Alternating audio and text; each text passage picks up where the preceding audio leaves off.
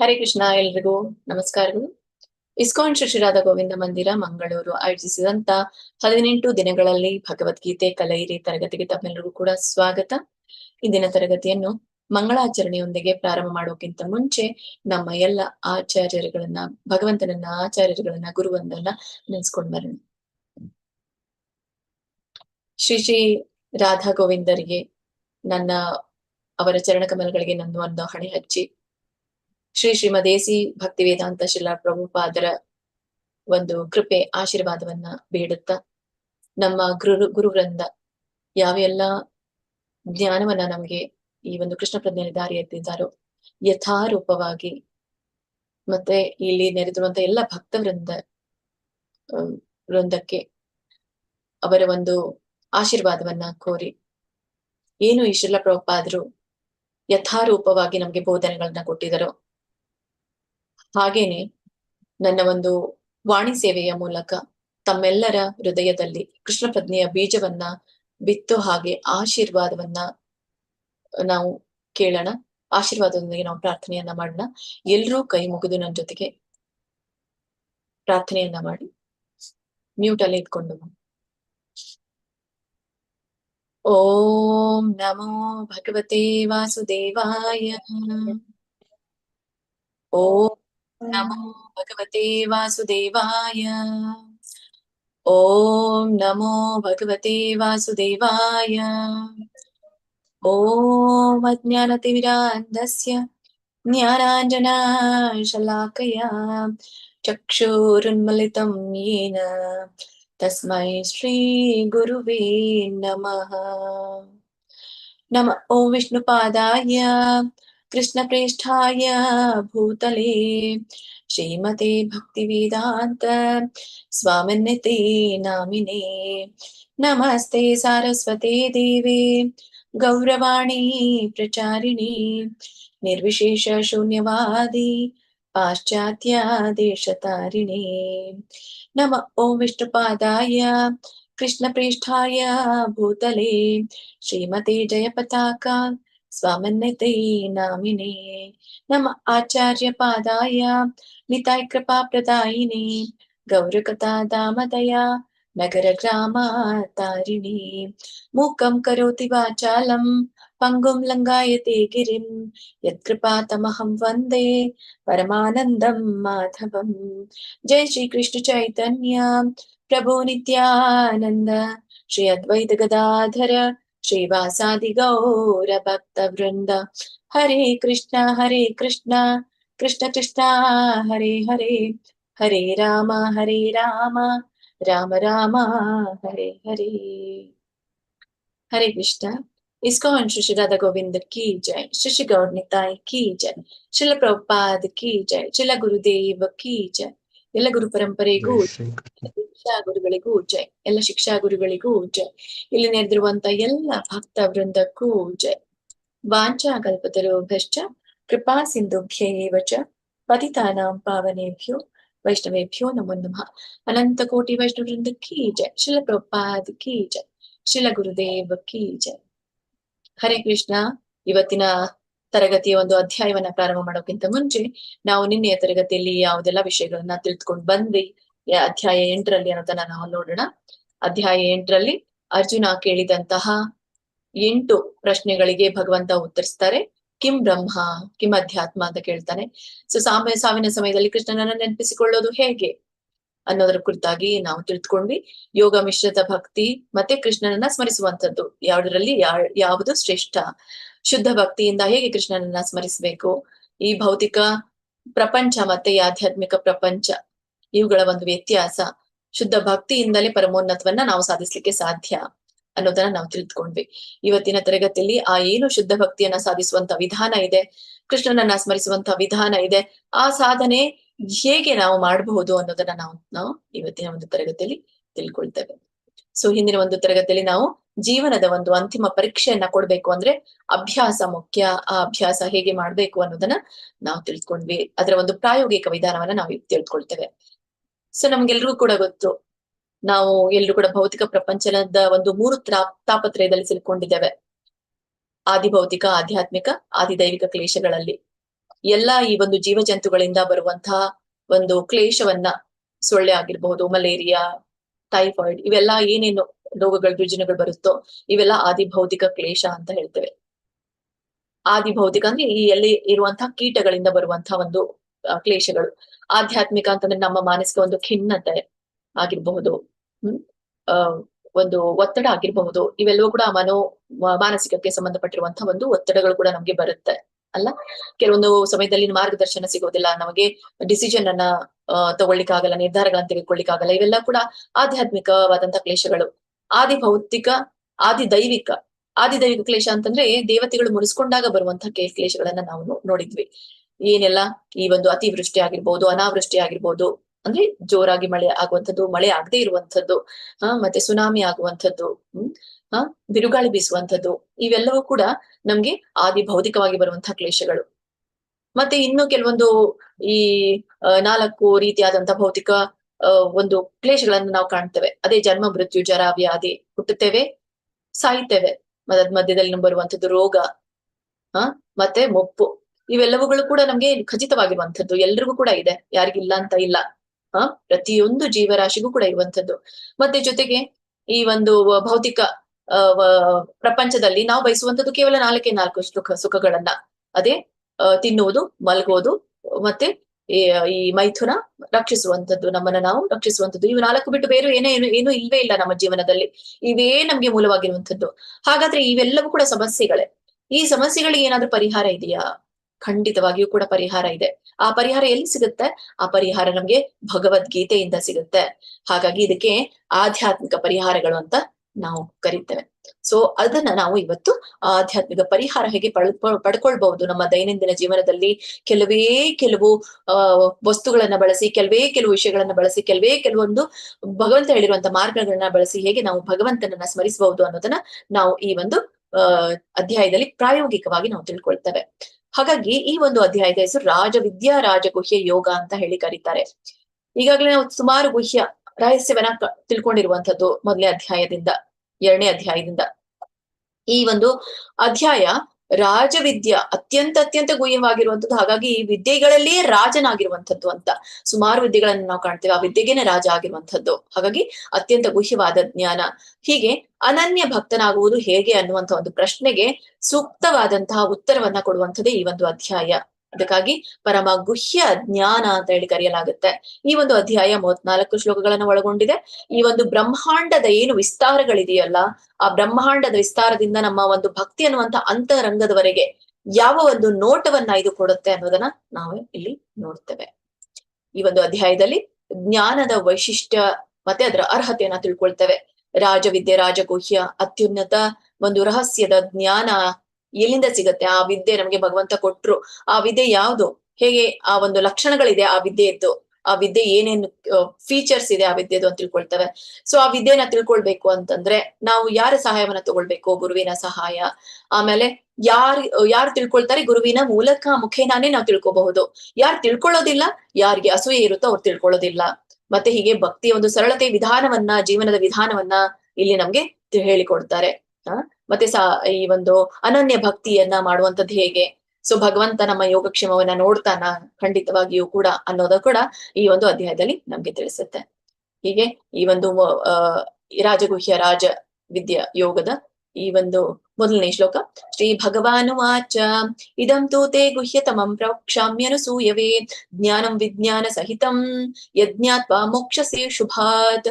ದೇವೋತ್ತಮ ಪರಮ ಪುರುಷನು ಹೀಗೆ ಹೇಳಿದನು, ಪ್ರಿಯ ಅರ್ಜುನನೇ, ನಿನಗೆ ನನ್ನ ವಿಷಯದಲ್ಲಿ ಎಂದೂ ಅಸೂಯೆ ಇಲ್ಲವಾದುದರಿಂದ ನಿನಗೆ ಈ ಗುಹ್ಯತಮ ಜ್ಞಾನವನ್ನು, ಸಾಕ್ಷಾತ್ಕಾರವನ್ನು ತಿಳಿಸಿಕೊಡುತ್ತೇನೆ. ಇದನ್ನು ತಿಳಿದುಕೊಂಡ ಮೇಲೆ ನಿನಗೆ ಐಹಿಕ ಬದುಕಿನ ಸಂಕಟಗಳಿಂದ ಪಾರಾಗುತ್ತೀಯೇ. ನೋಡಿ, ಭಗವಂತ ನೇರವಾಗಿ ಹೇಳ್ತಾ ಇದ್ದಾರೆ. ಈಗಾಗಲೇ ಏನು ನಾವು ನಮ್ಮ ಕ್ಲೇಶಗಳನ್ನ ನಾನು ವಿವರಿಸಿದೆ, ಇದನ್ನ ತಿಳ್ಕೊಳ್ಳೋದ್ರಿಂದ ಎಲ್ಲ ದೂರ ಆಗುತ್ತೆ. ಹಾಗಾದ್ರೆ ಅರ್ಜುನನಿಗೆ ದೂರ ಆಗಿದೆ ಅಂತಂದ್ರೆ ನಮ್ಗೂ ಕೂಡ ದೂರ ಆಗುತ್ತೆ ಅನ್ನುವಂಥದ್ದು ಭಗವಂತ ಇಲ್ಲಿ ನಮ್ಗೆ ಖಚಿತಪಡಿಸ್ತಾರೆ. ಹಾಗಾಗಿ ಇಲ್ಲಿ ಅನುಸೂಯವೇ ಅಂತ ಹೇಳಿರುವಂತದ್ದು. ಯಾರಿಗೆ ಜ್ಞಾನ ಇದು ತಿಳಿಯುತ್ತೆ? ಸುಮಾರು ಜನ ನೀವು ಇಲ್ಲಿ ಇರ್ಬಹುದು, ಎಲ್ರಿಗೂ ಕೂಡ ಈ ಜ್ಞಾನ ತಿಳಿಲಿಕ್ಕಿಲ್ಲ. ಯಾರಿಗೆ ತಿಳಿರುತ್ತೋ ಅವ್ರು ಮುಂದುವರಿತಾರೆ, ಯಾರಿಗೆ ತಿಳಿಯೋದಿಲ್ಲೋ ಅವರು ಕ್ವಿಟ್ ಮಾಡ್ತಾರೆ. ಹಾಗಾಗಿ ಅರ್ಜುನ್ಗೆ ಗೊತ್ತು ಭಗವಂತ ಯಾರು ಅಂತ, ಹಾಗಾಗಿ ಅವನು ಅಸೂಯೆ ಇಲ್ಲದವನು ಅಂತ ಹೇಳಿ. ಅಸೂಯೆ ಅಂತಂದ್ರೆ ಏನು?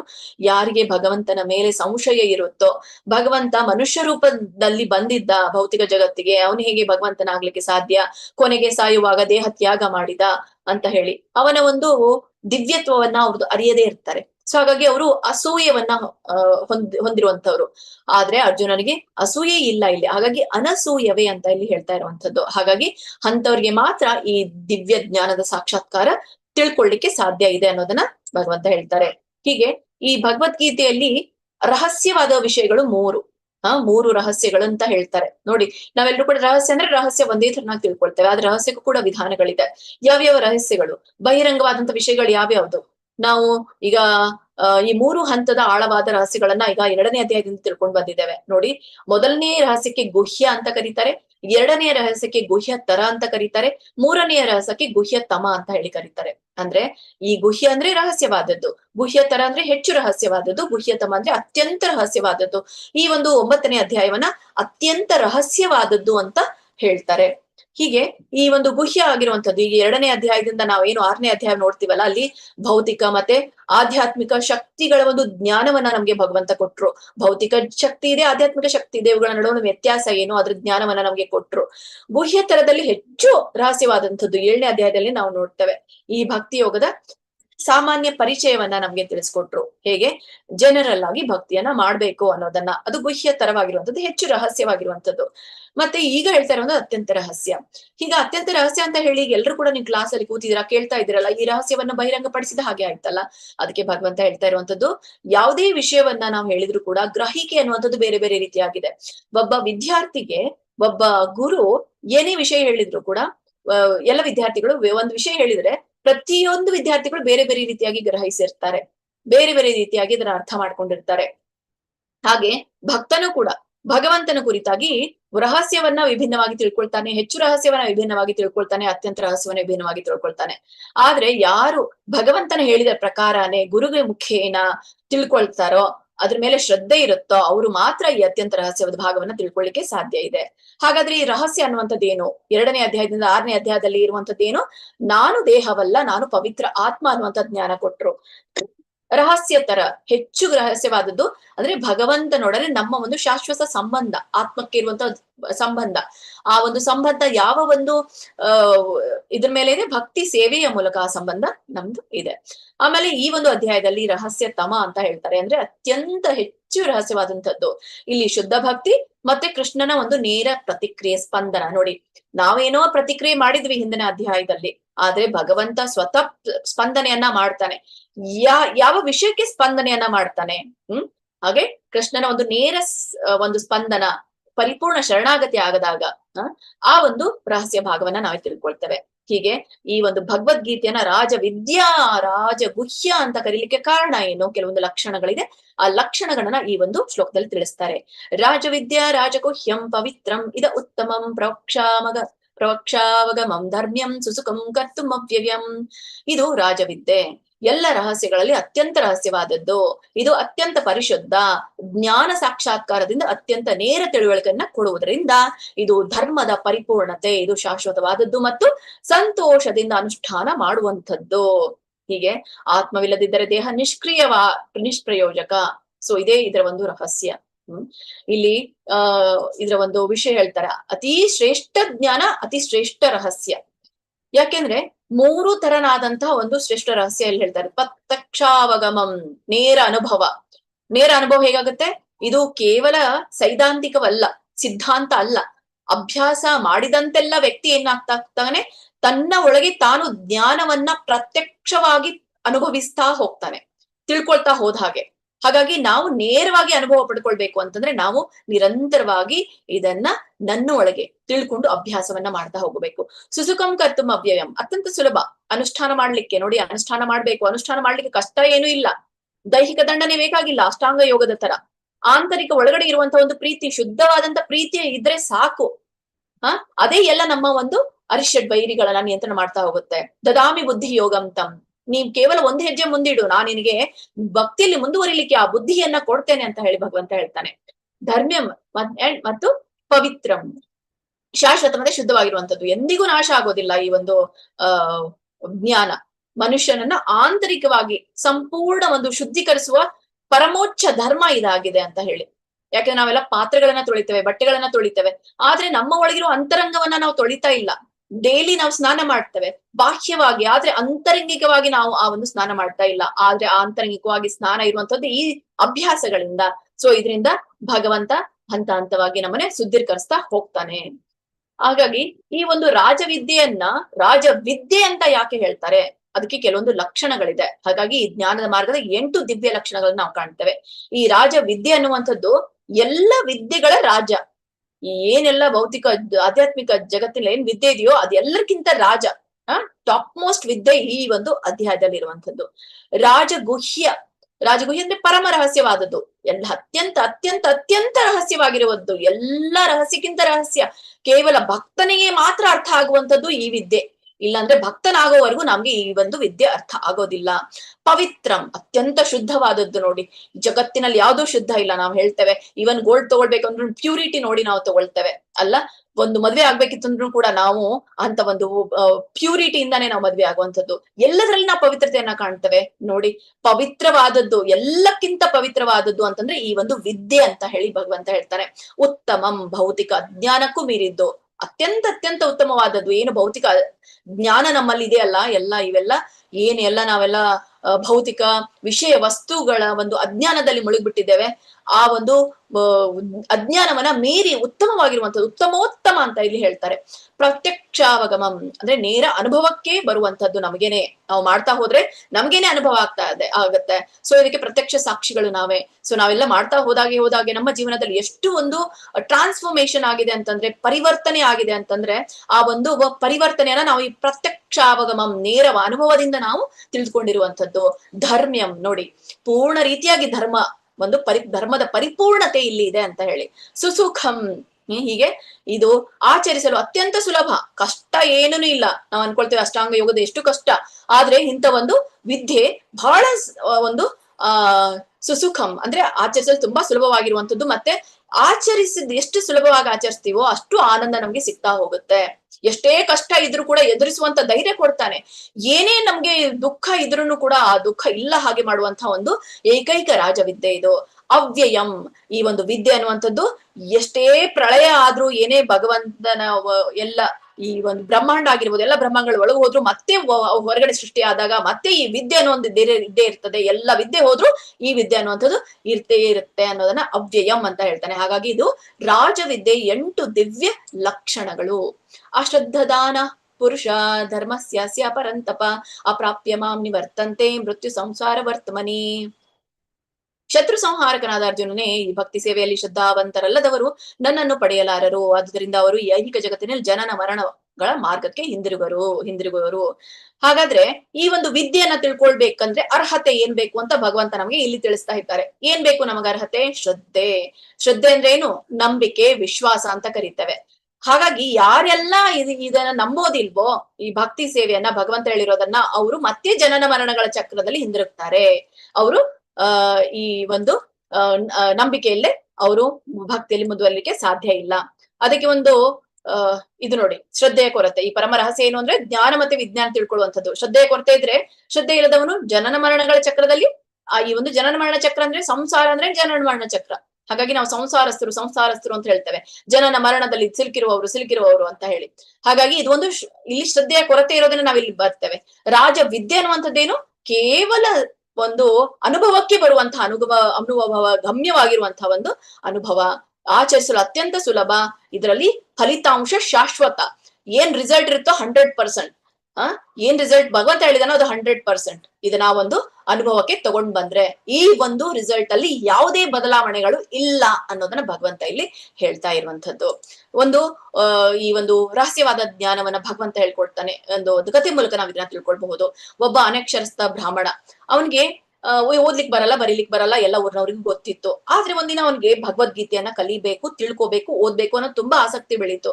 ಅವನು ಏನ್ ಮಾಡ್ದ, ಭಗವದ್ಗೀತೆಯ ಪುಸ್ತಕವನ್ನ ತನ್ನ ಮನೆಗೆ ತಗೊಂಡು ಹೋಗ್ತಾ ಇದ್ದ. ಎಲ್ರು ಜನರು ನೋಡಿದ್ರು, ಆ ಊರಿನಲ್ಲಿರೋರು ಎಲ್ರು ನಗ್ತಾರೆ, ಏನು ಬರಲ್ಲ ಇವನಿಗೆ, ಬ್ರಾಹ್ಮಣನಾಗಿದ್ದಾನೆ ಆದ್ರೂ ಕೂಡ ಭಗವದ್ಗೀತೆಯನ್ನ ಒಯ್ತಾ ಇದ್ದಾನೆ ಅಂತ ಹೇಳಿ.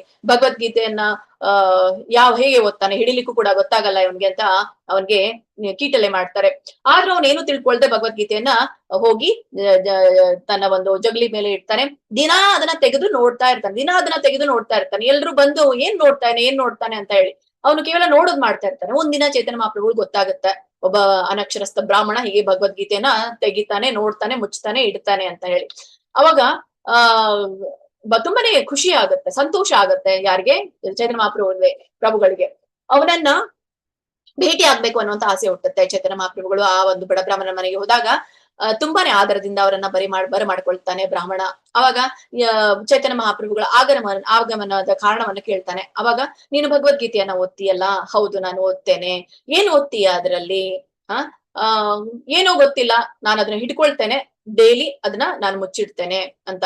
ಹಾಗಿದ್ರೆ ಯಾಕೆ ನೀನ್ ಹೀಗ್ ಮಾಡ್ತೀಯ? ಅವಾಗ ಹೇಳ್ತಾರೆ, ನನ್ನ ಗುರುಗಳು ಹೇಳಿದ್ದಾರೆ, ನೀನು ಮನೆಗೆ ಭಗವದ್ಗೀತೆಯನ್ನ ಕೊಂಡೊಯ್ಯಿ, ಭಗವದ್ಗೀತೆಯನ್ನ ದಿನಾಲು ನೀನು ಓದು ಅಂತ ಹೇಳಿದ್ದಾರೆ ಅಂತ ಹೇಳ್ತಾರೆ. ಅವ್ರಿಗೆ ಗೊತ್ತು ಗುರುಗಳಿಗೆ ನನಗೆ ಓದ್ಲಿಕ್ ಬರಲ್ಲ ಅಂತ. ಆದ್ರೂ ಕೂಡ ಅವರು ನನಗೆ ತಗೊಂಡೋಗಿ ಓದು ಅಂತ ಹೇಳಿದ್ದಾರೆ, ಹಾಗಾಗಿ ನಾನು ಅದನ್ನ ಹಿಡ್ಕೊಂಡು ಕೂಡ್ತೇನೆ ಅಂತ. ಅಂದ್ರೆ ಗುರು ವಾಕ್ಯದ ಮೇಲೆ ಇರುವಂತಹ ನಂಬಿಕೆ, ಆ ಗುರುವಿನ ಮೇಲೆ ಇರುವಂತಹ ನಂಬಿಕೆ, ಅದ್ರಲ್ಲಿ ಏನಿದೆಯೋ ಇಲ್ಲೋ ಗೊತ್ತಿಲ್ಲ ನಮ್ಗೆ, ಭಗವದ್ಗೀತೆಯಲ್ಲಿ ಅವನು ಏನಿದೆಯೋ ಗೊತ್ತಿಲ್ಲ, ಆದ್ರೂ ಕೂಡ ಗುರುಗಳು ಹೇಳಿದ್ದಾರೆ ಅಂತ ಅವನು ಓದ್ತಾ ಕೂಡ್ತಾ ಇದ್ದಾನೆ. ಸೊ ಅದೇ ಒಂದು ಶ್ರದ್ಧೆ ಅಲ್ಲ. ಹಾಗಾಗಿ ಆ ಶ್ರದ್ಧೆಯಿಂದ ಭಗವಂತ ಅವನಿಗೆ ಒಲಿದ್ ಬಿಡ್ತಾನೆ. ಚೈತನ್ಯ ಮಹಾಪ್ರಭುಗಳು ಸ್ವತಃ ಈ ಒಂದು ಚೆನ್ನ ಅವತಾರ, ಕೃಷ್ಣನ ಮತ್ತೆ ರಾಧೆಯ ಒಂದು ಅವತಾರ, ಅವರೇ ಸ್ವತಃ ಆ ಬ್ರಾಹ್ಮಣನ ಮನೆಗೆ ಬರ್ತಾರೆ. ಯೋಚನೆ ಮಾಡಿ, ಏನಾದ್ರೂ ಇವನು ಭಗವದ್ಗೀತೆ ಪೂರ್ಣ ಓದಿದ್ನಾ? ಇಲ್ಲ. ನಾವು ಇಲ್ಲಿ ಭಗವದ್ಗೀತೆಯನ್ನ ಪೂರ್ಣ ಅರ್ಥಕೊಳ್ಲಿಕ್ಕೆ ಆಗೋದೇ ಇಲ್ಲ. ಭಗವದ್ಗೀತೆಯನ್ನ ಇಷ್ಟು ವರ್ಷ ಆದ್ರೂ ನಾವು ಇನ್ನಷ್ಟು ಕಲೀಲಿಕ್ಕೆ, ತುಂಬಾನೇ ಕಲೀಲಿಕ್ಕಿದೆ, ಇನ್ನೂ ತಿಳ್ಕೊಳ್ತಾ ಹೋಗ್ತೇವೆ ದಿನ ಕಳ್ದ ಹಾಗೆ ನಾವು ಇಲ್ಲಿ ಅನಕ್ಷರಸ್ಥ ಬ್ರಾಹ್ಮಣನ ಹತ್ರ ಕೇವಲ ನಮ್ಮ ಗುರುಗಳು ಹೇಳಿದರೆ ಓದ್ಲಿಕ್ಕೆ ಅಂತ ಹೇಳಿ ನಾವು ಓದ್ಬೇಕೇ ವಿನಃ, ನಾವು ಆ ಶ್ರದ್ಧೆಯನ್ನ ಬೆಳೆಸ್ಕೊಂಡ್ರೆ ಭಗವಂತ ಆ ಬುದ್ಧಿಯನ್ನ ಸ್ವತಃ ಕೊಡ್ತಾನೆ. ನಾವು ಅದನ್ನ ತಿಳ್ಕೊಂಡು ಪ್ರಾಯೋಗಿಕವಾಗಿ ನಮ್ಮ ಜೀವನದಲ್ಲಿ ಅಳವಡಿಸ್ಕೊಳ್ಳೋ ಹಾಗೆ. ಹೀಗೆ ಗುರುವಿನ ವಾಕ್ಯದಲ್ಲಿ ಸಂಪೂರ್ಣ ನಂಬಿಕೆಯೇ ಭಗವಂತನ ಕೃಪೆಗೆ ಏಕೈಕ ಅರ್ಹತೆ ಆಗಿದೆ. ಹಾಗಾಗಿ ನಮ್ಮ ಸ್ವಂತ ಸಾಮರ್ಥ್ಯದಿಂದಲ್ಲ, ಮುಖ್ಯವಾಗಿ ನಾವು ಭಗವಂತನಿಗೆ, ಗುರುಗಳಿಗೆ ಶರಣಾಗುವುದರ ಮೂಲಕ ಇದೆ ಅನ್ನೋದು ಗೊತ್ತಾಗುತ್ತೆ. ಈಗ ಭೌತಿಕ ಪ್ರಪಂಚದೊಂದಿಗೆ ಕೃಷ್ಣನ ಒಂದು ಸಂಬಂಧವನ್ನ ನಾವು ನೋಡ್ತೇವೆ. ಈ ಒಂದು ಐಶ್ವರ್ಯ ಜ್ಞಾನ ಅಂತ ಕರೀತಾರೆ ಭೌತಿಕ ಪ್ರಪಂಚದೊಂದಿಗೆ ಕೃಷ್ಣನ ಸಂಬಂಧ. ಮಯಾ ತತಮಿದಂ ಸರ್ವಂ ಜಗದವ್ಯಕ್ತ ಮೂರ್ತಿನಾ ಮತ್ಸಾನಿ ಸರ್ವಭೂತಾನಿ ನಚಾಹಂ ತ್ವೇಷ್ವಸ್ಥಿತಃ. ನನ್ನ ಅವ್ಯಕ್ತ ಸ್ವರೂಪದಲ್ಲಿ ನಾನು ಇಡೀ ವಿಶ್ವವನ್ನು ವ್ಯಾಪಿಸಿದ್ದೇನೆ, ಎಲ್ಲ ಜೀವಿಗಳು ನನ್ನಲ್ಲಿದ್ದಾರೆ, ನಾನು ಅವರಲ್ಲಿ ಇದ್ದೇನೆ. ಎಲ್ಲ ಜೀವಿಗಳು ನನ್ನಲ್ಲಿ ಇದ್ದಾರೆ, ಆದ್ರೆ ನಾನು ಅವರಲ್ಲಿ ಇಲ್ಲ. ಇದ್ರ ಅರ್ಥ ಹೇಗೆ ತಿಳ್ಕೋಬೇಕು ನಾವು? ಅಲ್ಲ, ಭಗವಂತ ಸ್ವತಃ ಹೇಳ್ತಾ ಇದ್ದಾನೆ, ನಾನು ಅವ್ಯಕ್ತ ಸ್ವರೂಪದಲ್ಲಿ ನಾನು ಇಡೀ ವಿಶ್ವವನ್ನ ವ್ಯಾಪಿಸಿದ್ದೇನೆ, ಆದ್ರೆ ಜೀವಿಗಳು ನನ್ನಲ್ಲಿ ಇದ್ದಾರೆ, ನಾನು ಅವರಲ್ಲಿ ಇಲ್ಲ ಅಂತ ಹೇಳ್ತಾ ಇರುವಂತದ್ದು. ಇಲ್ಲಿ ನೋಡಿ, ಈ ಬ್ರಹ್ಮಾಂಡದ ಒಂದು ವಿರೋಧಾಭಾಸವನ್ನ ನೋಡ್ತೇವೆ. ಸರ್ವವ್ಯಾಪಿ ಆಗಿದ್ದಾನೆ, ಆದ್ರೆ ಅವನು ಅಂಡ್ಕೊಳ್ಳೋದಿಲ್ಲ ಅಂತ ಹೇಳಿ. ಸೊ ಅವನ ಒಂದು ಅವ್ಯಕ್ತ ರೂಪದಿಂದ ಇಡೀ ಜಗತ್ತನ್ನು ವ್ಯಾಪಿಸಿದ್ದಾನೆ. ಎಲ್ಲೆಲ್ಲೂ ಆತನ ಮೇಲೆ ಎಲ್ಲವೂ ಕೂಡ ಅವನ ಮೇಲೆ ಅವಲಂಬಿತವಾಗಿದೆ. ನಿನ್ನೆ ಹೇಳಿರೋ ಹಾಗೆ ಪರಾಪ್ರಕೃತಿ ಅಪರಾಪ್ರಕೃತಿ ಎಲ್ಲರೂ ಕೂಡ ಅವನ ಒಂದು ಶಕ್ತಿಯೇ. ಭೌತಿಕ ಶಕ್ತಿ, ಆಧ್ಯಾತ್ಮಿಕ ಶಕ್ತಿ ಎರಡು ಕೂಡ ಅವನದ್ದೇ. ತ್ರಿಪಾದ ವಿಭೂತಿ ಅಂತ ಹೇಳ್ತೇವೆ. ಏಕಪಾದ ವಿಭೂತಿ. ಈ ಒಂದು ಭೌತಿಕ ಜಗತ್ತು ಅನ್ನುವಂಥದ್ದು ಕೇವಲ ಒಂದು ಭಾಗ ಇದೆ, ಆಧ್ಯಾತ್ಮಿಕ 3 ಭಾಗ ಇದೆ. ಯಾರಿಗಾದ್ರೂ ಗೊತ್ತಿದೆಯಾ 3 ಭಾಗ ಹೇಗಿದೆ ಅಂತ? ನಮ್ಗೆ ಕಾಣ್ತಾ ಇರುವಂತದ್ದು ಕೇವಲ ಭೌತಿಕ ಪ್ರಪಂಚ. ನೋಡಿ, ಅವ್ಯಕ್ತವಾದದ್ದು ನಮ್ಗೆ ಕಾಣಿಸೋದಿಲ್ಲ. ಈಗ ನಾವು ಇಲ್ಲಿ ಕೂತ್ರೆ ನಮ್ಗೆ ಮುಂದಿನ ಒಂದು ಊರು ಇಲ್ಲಿ ಕೂತ್ಕೊಂಡು ಕಾಣಿಸಲ್ಲ, ಮುಂದಿನ ಒಂದು ಮನೆ ಕಾಣಿಸಲ್ಲ, ಹೊರಗಡೆ ಹೋದಾಗ ಮಾತ್ರ ನಮ್ಗೆ ಕಾಣಿಸುತ್ತೆ. ಹಾಗಂತ ಹೇಳಿ ಆ ಮುಂದಿನ ಮನೆ ಇಲ್ಲ ಅಂತ ಅರ್ಥನ, ಅಥವಾ ಮುಂದಿನ ಊರು ಇಲ್ಲ ಅಂತ ಅರ್ಥನ? ಈ ಊರು ಇದೆ ತಾನೆ. ಹಾಗೆ ಅವ್ಯಕ್ತವಾಗಿದ್ದಾನೆ, ಆದ್ರೆ ನಮ್ಮ ಕಣ್ಣಿಗೆ ಅದು ಗೋಚರ ಆಗ್ತಾ ಇಲ್ಲ. ಸೊ ಯಾವುದ ಮೇಲೂ, ಹಾಗಾಗಿ ನಾವು ನೋಡ್ಬೇಕು ಅಂತಂದ್ರೆ ಆ ಒಂದು ಭಕ್ತನ ದೃಷ್ಟಿ ಬೇಕು. ಆವಾಗ ಮಾತ್ರ ಆ ಭಗವಂತ ನಮ್ಗೆ ವ್ಯಕ್ತವಾಗ್ತಾನೆ ಅನ್ನೋದು ನಮ್ಗೆ ಗೊತ್ತಾಗುತ್ತೆ. ಹೀಗಿದೆ ಒಂದು ಬ್ರಹ್ಮಾಂಡದ ವಿಪರ್ಯಾಸವಾಗಿರುವಂತದ್ದು, ವ್ಯಕ್ತ ಅವ್ಯಕ್ತ. ವ್ಯಕ್ತ ಅಂದ್ರೆ ನಮ್ಗೆ ಕೇವಲ ಈ ಒಂದು ಜಗತ್ತು ಕಾಣಿಸುತ್ತೆ, ಆದ್ರೆ ಅವ್ಯಕ್ತ ಅನ್ನುವಂಥದ್ದು ಈ ಭಗವಂತನ ಮುಖ್ಯ ಆಧಾರ, ಈ ಭೌತಿಕಕ್ಕೂ ಮತ್ತೆ ಈ ಆಧ್ಯಾತ್ಮಿಕಕ್ಕೂ ಅನ್ನೋದನ್ನ. ಈಗ ಇನ್ನೊಂದು ಉದಾಹರಣೆ ನೋಡೋದಾದ್ರೆ, ಒಂದು ಕಂಬ ಇದೆ. ಒಂದು ಕಂಬವನ್ನ ನೋಡಿ ಒಬ್ಬ ವ್ಯಕ್ತಿ ತಿಳ್ಕೊಳ್ತಾನೆ ಅದು ಒಂದು ದೆವ್ವ ಇದೆ ಅಂತ ಹೇಳಿ ಅವ್ನು ಹೇಳ್ತಾನೆ. ಸೊ ಅದು ಮಂದ ಬೆಳಕಿನಲ್ಲಿ ಮನುಷ್ಯ ಕಂಬವನ್ನ ಭೂತ ಅಂತ ಹೇಳಿ ತಪ್ಪಾಗಿ ಭಾವಿಸ್ಬಿಡ್ತಾನೆ. ಆ ಭೂತಕ್ಕೆ, ಅಂದ್ರೆ ಈ ಒಂದು ಜಗತ್ತು ಅಂತ ಹೇಗೆ, ಈ ಭೂತಕ್ಕೆ ತನ್ನದೇ ಆದ ಅಸ್ತಿತ್ವ ಇದೆ. ಆ ಭೂತಕ್ಕೆ ತನ್ನದೇ ಆದ ಅಸ್ತಿತ್ವ ಇದೆ, ಅಂದ್ರೆ ಜಗತ್ತಿಗೂ ಕೂಡ ತನ್ನದೇ ಆದ ಅಂತ ಅಸ್ತಿತ್ವ ಇದೆ. ಬಟ್ ಯಾವಾಗ ಧ್ಯಾನದ ದೃಷ್ಟಿ ಬರುತ್ತೋ, ಆ ಕಂಬ ಅನ್ನುವಂಥದ್ದು ಅಂದ್ರೆ ಭಗವಂತ ಭೂತವನ್ನ ವ್ಯಾಪಿಸಿದೆ ಅಂತ ಹೇಳಿ. ಅಂದ್ರೆ ಭೂತವನ್ನ ನಾವು ನೋಡದಿದ್ರು ಆ ಕಂಬ ಅಲ್ಲಿಯೇ ಇರುತ್ತೆ. ಅಲ್ಲ. ಹಾಗೆ ಭಗವಂತನನ್ನ ನಾನು ನೋಡಿದ್ರು ನೋಡ್ಲಿಲ್ಲ ಅಂದ್ರೂ ಕೂಡ ಭಗವಂತ ಅಲ್ಲೇ ಇರ್ತಾನೆ, ಅಲ್ಲಿಯೇ ಇರುತ್ತದೆ. ಭೂತವು ಕಂಬವನ್ನ ವ್ಯಾಪಿಸಿಲ್ಲ ಅಂತ. ಹೀಗೆ ಈ ಜಗತ್ತು ಅನ್ನುವಂಥದ್ದು ಕಾಣಿಸುವುದು ಭಗವಂತನೆಂಬ ಕಂಬದ ಆಧಾರದ ಮೇಲೆ ಮಾತ್ರ ಅಂತ ಹೇಳಿ ನಾವು ನೋಡ್ಬಹುದು. ನೆಕ್ಸ್ಟ್ ಬೆಳಕು ಮತ್ತೆ ಒಂದು ಅಜ್ಞಾನ ಏನಿದೆಯೋ ಇದು ಬೆಳಕು ಮತ್ತೆ ಕತ್ಲು ಅಂತ ಹೇಳ್ತೇವೆ ನಾವು ಇದಕ್ಕೆ. ಯಾವಾಗ ಭಗವಂತ ಎಲ್ಲದರ ಮೂಲವಾದ್ರೆ ನಮ್ಮ ಜೀವನದಲ್ಲಿ ಕಷ್ಟಗಳೇಕೆ ಬರುತ್ತೆ ಅನ್ನೋದಂತ ನಮ್ಮ ಪ್ರಶ್ನೆ ನಮಗೆ ಬರುತ್ತೆ ಅಲ್ಲ. ಭಗವಂತನೇ ಎಲ್ಲದರ ಮೂಲ, ಹಾಗಾದ್ರೆ ಕಷ್ಟವನ್ನ ಯಾಕೆ ನಾವು ಪಡ್ತಾ ಇದ್ದೇವೆ? ಹಾಗೆ ಇಲ್ಲಿ ಭಗವಂತ ಸೂರ್ಯನಿದ್ದಂತೆ ನಾವು ಸೂರ್ಯನ ಹತ್ರ ಮುಖ ಮಾಡ್ಬೇಕು ಅಲ್ಲ. ಬೆಳಕು ನಮ್ಗೆ ಬರುತ್ತೆ. ನಾನು ಸೂರ್ಯನ ವಿರುದ್ಧವಾಗಿ ನಿಂತು ಬಿಟ್ರೆ, ಬೆನ್ನು ಮಾಡ್ಬಿಟ್ರೆ ನನ್ನ ಒಂದು ನೆರಳು ರೋಡ್ ಮೇಲೆ ಬೀಳುತ್ತೆ, ನನ್ನ ಒಂದು ನೆರಳು ಕೆಳಗಡೆ ಬೀಳುತ್ತೆ, ಅಂದ್ರೆ ಅಲ್ಲಿ ಕತ್ಲು ಕಾಣಿಸುತ್ತೆ ಅಲ್ಲ. ಹಾಗಾಗಿ ನಾವು ಭಗವಂತನ ಎಡೆಗೆ ಮುಖ ಮಾಡಿದಾಗ ಅದು ಒಂದು ಜ್ಞಾನ. ಭಗವಂತನ ವಿರುದ್ಧವಾಗಿ ಭೌತಿಕ ಜಗತ್ತಿಗೆ ನಾವು ಮುಖ ಮಾಡಿದ್ರೆ ಅದು ಒಂದು ಅಜ್ಞಾನ. ಹೀಗೆ ಕತ್ತಲೆ ಅಂದ್ರೆ ಸೂರ್ಯನ ಒಂದು ಅನುಪಸ್ಥಿತಿ ಅಂತ ಹೇಳ್ತೇವೆ. ಸೂರ್ಯ ಇಲ್ದೇ ಇದ್ರೆ ಕತ್ಲಾಗಿರುತ್ತೆ, ಅದೇ ಒಂದು ಅಧರ್ಮ. ಆದ್ರೆ ಭಗವಂತನ ಅವರು ಭಗವಂತನ ನಿರ್ಮುಖರಾಗಿರ್ತಾರೆ. ಸೊ ಆಕೆ ನಮ್ ಕೈಯಲ್ಲಿದೆ. ನಾವು ಸೂರ್ಯನ ಕಡೆಗೆ ಮುಖ ಮಾಡ್ಬೇಕಾ ಅಥವಾ ಸೂರ್ಯನ ವಿರುದ್ಧವಾಗಿ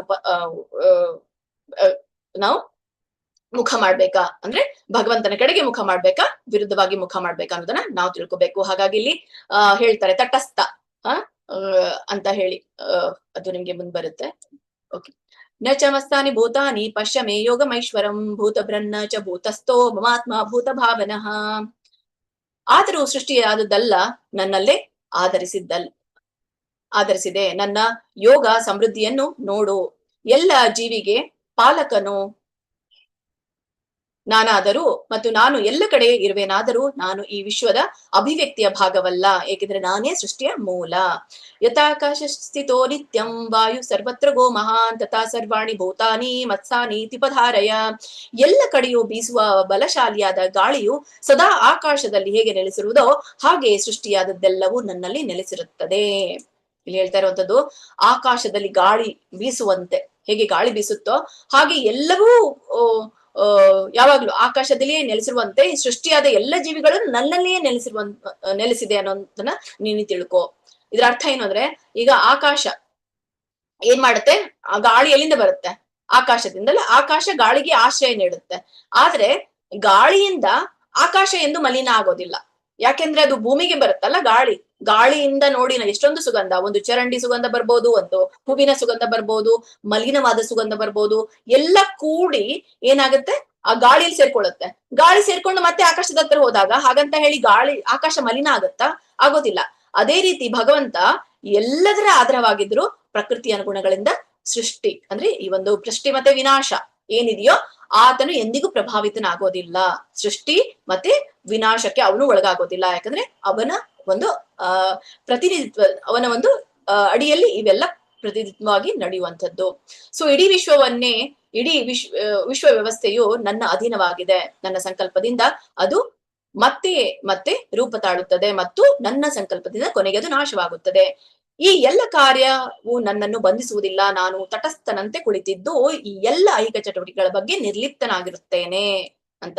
ಅಂದ್ರೆ ಭಗವಂತ ಅಲ್ಲಿ ನಾನು ಉದಾಸೀನ ಭಾವದಿಂದ ಇಲ್ಲಿ ಇರ್ತೇನೆ ಅಂತ ಹೇಳ್ತಾನೆ. ಉದಾಸೀನ ಭಾವ ಅಂತಂದ್ರೆ ಏನು ಅಂದ್ರೆ ತಟಸ್ಥವಾಗಿರುವಂತ ಭಾವ ಅಂತ ಹೇಳ್ತಾರೆ. ಹೇಗೆ ಅಂದ್ರೆ ಸೂರ್ಯ ಎಲ್ಲರಿಗೂ ಸಮನಾಗಿ ಬೆಳಕನ್ನ ನೀಡ್ತಾನೆ. ಆ ಬೆಳಕನ್ನ ಬಳಸಿಕೊಳ್ಳುವವರ ಮೇಲೆ ನಿರ್ಭರವಾಗಿದೆ ನಾನು ಹೇಗೆ ಬಳಸ್ಕೊಳ್ತಾ ಇದ್ದೀನಿ ಅಂತ. ಅಂದ್ರೆ ಪ್ರತಿಯೊಂದು ಜೀವಿಗಳು ಆಗಿರ್ಬೋದು, ವಸ್ತುಗಳಾಗಿರ್ಬೋದು, ಆ ಒಂದು ಬೆಳಕನ್ನ ವಿಭಿನ್ನ ರೀತಿಯಲ್ಲಿ ಅದನ್ನ ಬಳಸ್ಕೊಳ್ತಾರೆ. ಆ ಬಳಸಿಕೊಳ್ಳುವಂತಹ ಒಂದು ವಿಧಾನ ಅವರವರ ಸ್ವಭಾವಕ್ಕೆ ಬಿಟ್ಟಿರುವಂತದ್ದು. ಹಾಗೆ ಶುದ್ಧ ಮನಸ್ಸು ಭಗವಂತನ ಶಕ್ತಿಯನ್ನ ಸ್ವೀಕರಿಸಿ ದೈವಿ ಒಂದು ಪ್ರಕೃತಿ ಅಂತ ಸಾಗುವಂತ ಜೀವಿ ಆಗತ್ತೆ. ಈ ಅಜ್ಞಾನಿ ಆಗಿರುವಂತಹ ಮನಸ್ಸೇನಾಗಿರುತ್ತೆ, ಅದೇ ಶಕ್ತಿಯನ್ನ ಸ್ವಾರ್ಥ ಮತ್ತೆ ಅಹಂಕಾರಕ್ಕಾಗಿ ಬಳಸ್ಕೊಳ್ಳುತ್ತೆ ಭೌತಿಕ ಜಗತ್ತಿನಲ್ಲಿ. ಹೀಗೆ ಸೃಷ್ಟಿಯ ಬೃಹತ್ ಕಾರ್ಯಗಳು ಭಗವಂತನನ್ನ ಬಂಧಿಸೋದಿಲ್ಲ. ಯಾಕೆಂದ್ರೆ ಆತನಲ್ಲಿ ಯಾವುದೇ ವೈಯಕ್ತಿಕ ಫಲಾಪೇಕ್ಷೆ ಅಹಂಕಾರ ಇಲ್ಲ. ಹಾಗಾಗಿ ಉದಾಸೀನವತ್ ಅಂದ್ರೆ ಏನು? ಉದಾಸೀನ ಅಂದ್ರೆ ಭಗವಂತ ಈ ಒಂದು ವೈಯಕ್ತಿಕವಾದಂತಹ ಫಲಾಪೇಕ್ಷೆ ಅಥವಾ ಅಹಂಕಾರ ಇಲ್ಲದೆ ಇರುವಂತವನು ಅಂತ. ಉದಾಸೀನ ಇನ್ನೊಂದು ನಾವು ರೀತಿಯಾಗಿ ತಿಳ್ಕೊಳ್ಳೋದೇನೆ ತಟಸ್ಥವಾಗಿ ವೀಕ್ಷಣೆಯನ್ನ ಮಾಡ್ತಾ ಇರುವಂತದ್ದು. ಹಾಗೆ ಸುಮ್ನೆ ಕೂತ್ಕೊಂಡು ವೀಕ್ಷಣೆ ಮಾಡ್ತಾ ಇರುವಂತದ್ದು.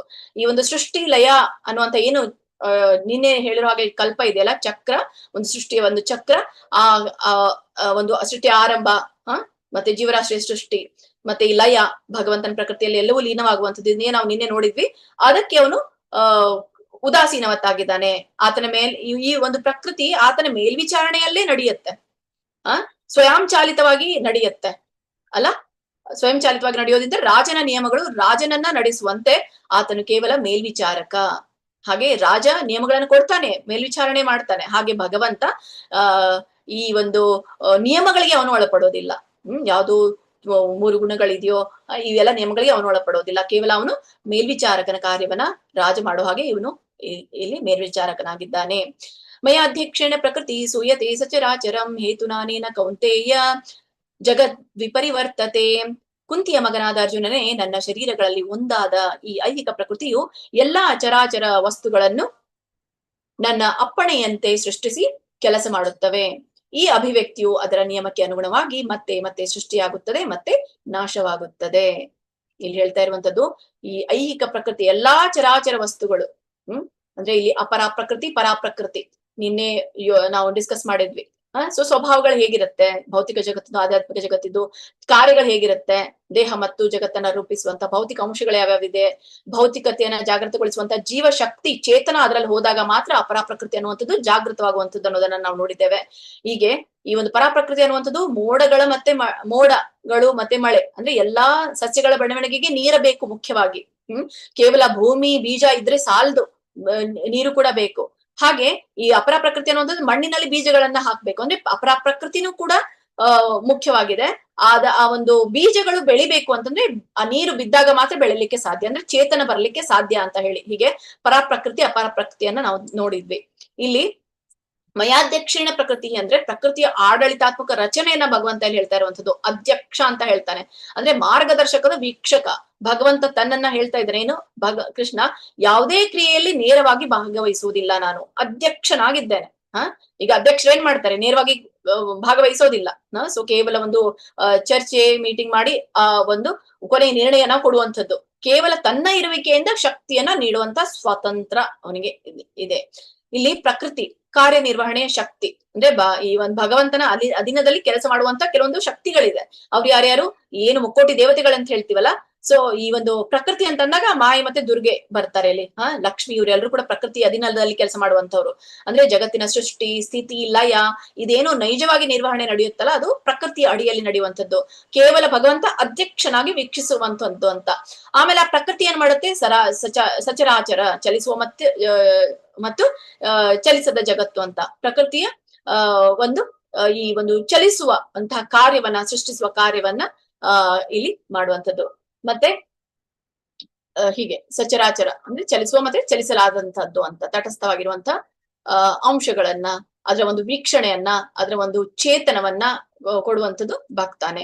ಇಲ್ಲಿ ಉದಾಹರಣೆಗೆ ನೋಡೋದಾದ್ರೆ ಶ್ರೀಕೃಷ್ಣ ದೇವೋತ್ತಮ ಪರಮ ಪುರುಷ, ಅವನೇ ಅಲ್ಟಿಮೇಟ್ ಸ್ಯಾಂಕ್ಷನರ್ ಅಂತ ಹೇಳ್ತವೆ. ಯಾರ್ಯಾರಿಗೆ ಸ್ಯಾಂಕ್ಷನ್ ಮಾಡ್ತಾನೆ, ಬ್ರಹ್ಮನಿಗೆ ಸೃಷ್ಟಿ ಮತ್ತೆ ನಿರ್ಮಾಣದ ವಿಭಾಗವನ್ನ ಅವನಿಗೆ ವಹಿಸಿದ್ದಾನೆ. ಸೂರ್ಯನಿಗೆ ನೋಡು ನೀನು ವಿದ್ಯುತ್ ಕೊಡು, ಶಕ್ತಿ ಕೊಡು, ಆ ವಿಭಾಗ ನಿನ್ನದ್ದು ಅಂತ ಹೇಳ್ತಾನೆ ಈ ಸೂರ್ಯ ಅಗ್ನಿಗೆ. ಕಾರ್ತಿಕೇಯ ಮತ್ತು ದುರ್ಗಗೆ ನೀನ್ ರಕ್ಷಣೆ ಭದ್ರತೆ ವಿಭಾಗ ನಿನ್ನದು ಅಂತ ಹೇಳ್ತಾನೆ. ವಾಯು ಮತ್ತೆ ವರುಣನ್ಗೆ ಮೂಲ ಸೌಕರ್ಯ ವಿಭಾಗವನ್ನ ಕೊಟ್ಟಿದ್ದಾನೆ. ಹಾಗಾಗಿ ಮಯಾಧ್ಯಕ್ಷೇಣ ನಾನೇನ್ ಕೊಟ್ಟಿದ್ದೀನಿ ಅವರಿಗೆ, ಆ ಮಯಾಧ್ಯಕ್ಷಣೆ ಪ್ರಕೃತಿ ಭಗವಂತನ ಆಜ್ಞೆ ಇಲ್ಲದೆ ಒಂದು ಹುಲ್ಲು ಕಡ್ಡಿಯೂ ಕೂಡ ಅಲಗಾಡೋದಿಲ್ಲ. ಪ್ರಕೃತಿಯು ಆತನ ನಿರ್ದೇಶನದಂತೆ ಕಾರ್ಯನಿರ್ವಹಿಸುತ್ತೆ. ಏನೆಲ್ಲ ನಡೀತಾ ಇದೆಯೋ ಭಗವಂತನ ಒಂದು ಆಜ್ಞೆಯ ಮೇರೆಗೆ ನಡೀತಾ ಇರುವಂತದ್ದು ಅನ್ನೋದು ಕಾಣ್ತೇವೆ.